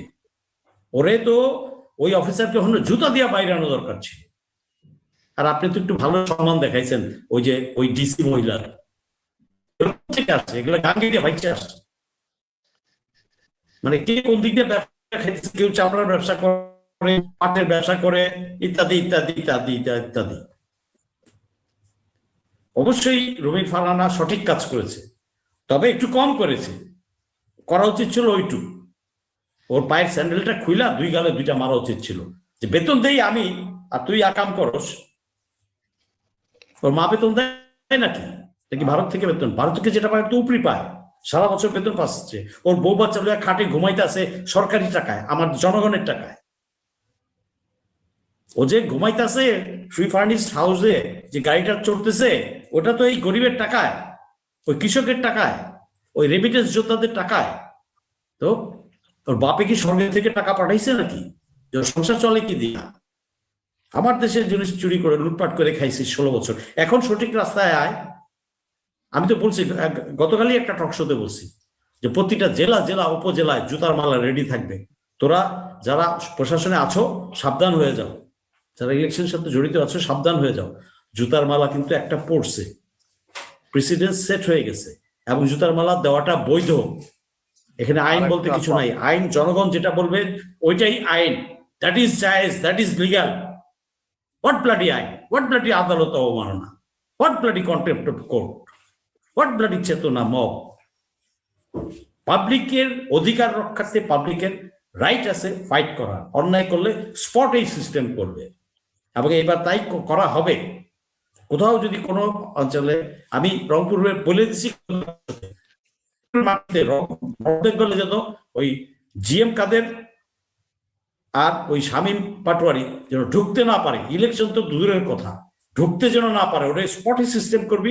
সিস্টেম করে চা নাস্তা একটু খাওয়ায়া আইনের হাতে দিবি, মামলা দিবি, সাথে একটা জুলাই হত্যার মামলা।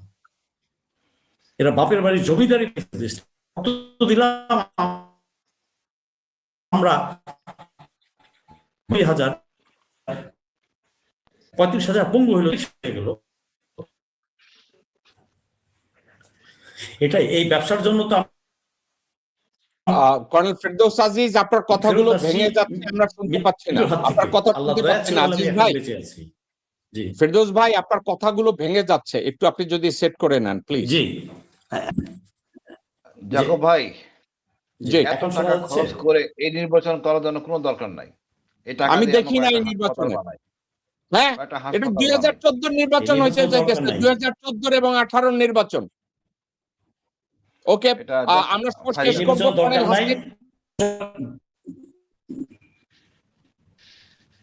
কর্নেল হাসিন, আপনাকে আপনি আজকে পুরো আলোচনাটাকে আপনি যদি একটু সামারাইজ করেন প্লিজ, আপনার জন্য। আমার জন্য হলো সামারাইজ করতেছি ভাই। আপনি কয়েকটা মিলিটারি অফিসারের ভয় দেখাইছেন, যে বঙ্গবন্ধু যে প্রথম যে ছবিটা দেখেন জেনারেল আতাউল হাকিম, এই কুলাঙ্গার আমাকে প্রথমবার গুমের জন্য আদেশ দিয়েছিল ডিজেফাই থেকে। হ্যাঁ, তো আমি তার চেহারা দেখে আমার ঘৃণা মুখটা আসলে মুডটা অফ হয়ে গেছে। ইনশাআল্লাহ সবার বিচার হবে, কেউ বিচার থেকে রেহাই পাবে না, এবং আমরাও ন্যায় বিচার পাবো। এই নির্বাচনের মাধ্যমে যোগ্য ব্যক্তি আসবেন ইনশাআল্লাহ। আমরা জনগণের প্রত্যাশা এবার পূরণ হবে, ভারতের আধিপত্য মুক্ত হবে বাংলাদেশ, আমরা জনগণের দেশ হবে ইনশাআল্লাহ। ধন্যবাদ ভাই। ওকে, কর্নেল ফেরদৌস আজিজ, আমরা আপনার কনক্লুশন শুনবো ইনশাআল্লাহ। আপনার কনক্লুশনের পরে আমি কনক্লুশনে যাব, প্লিজ।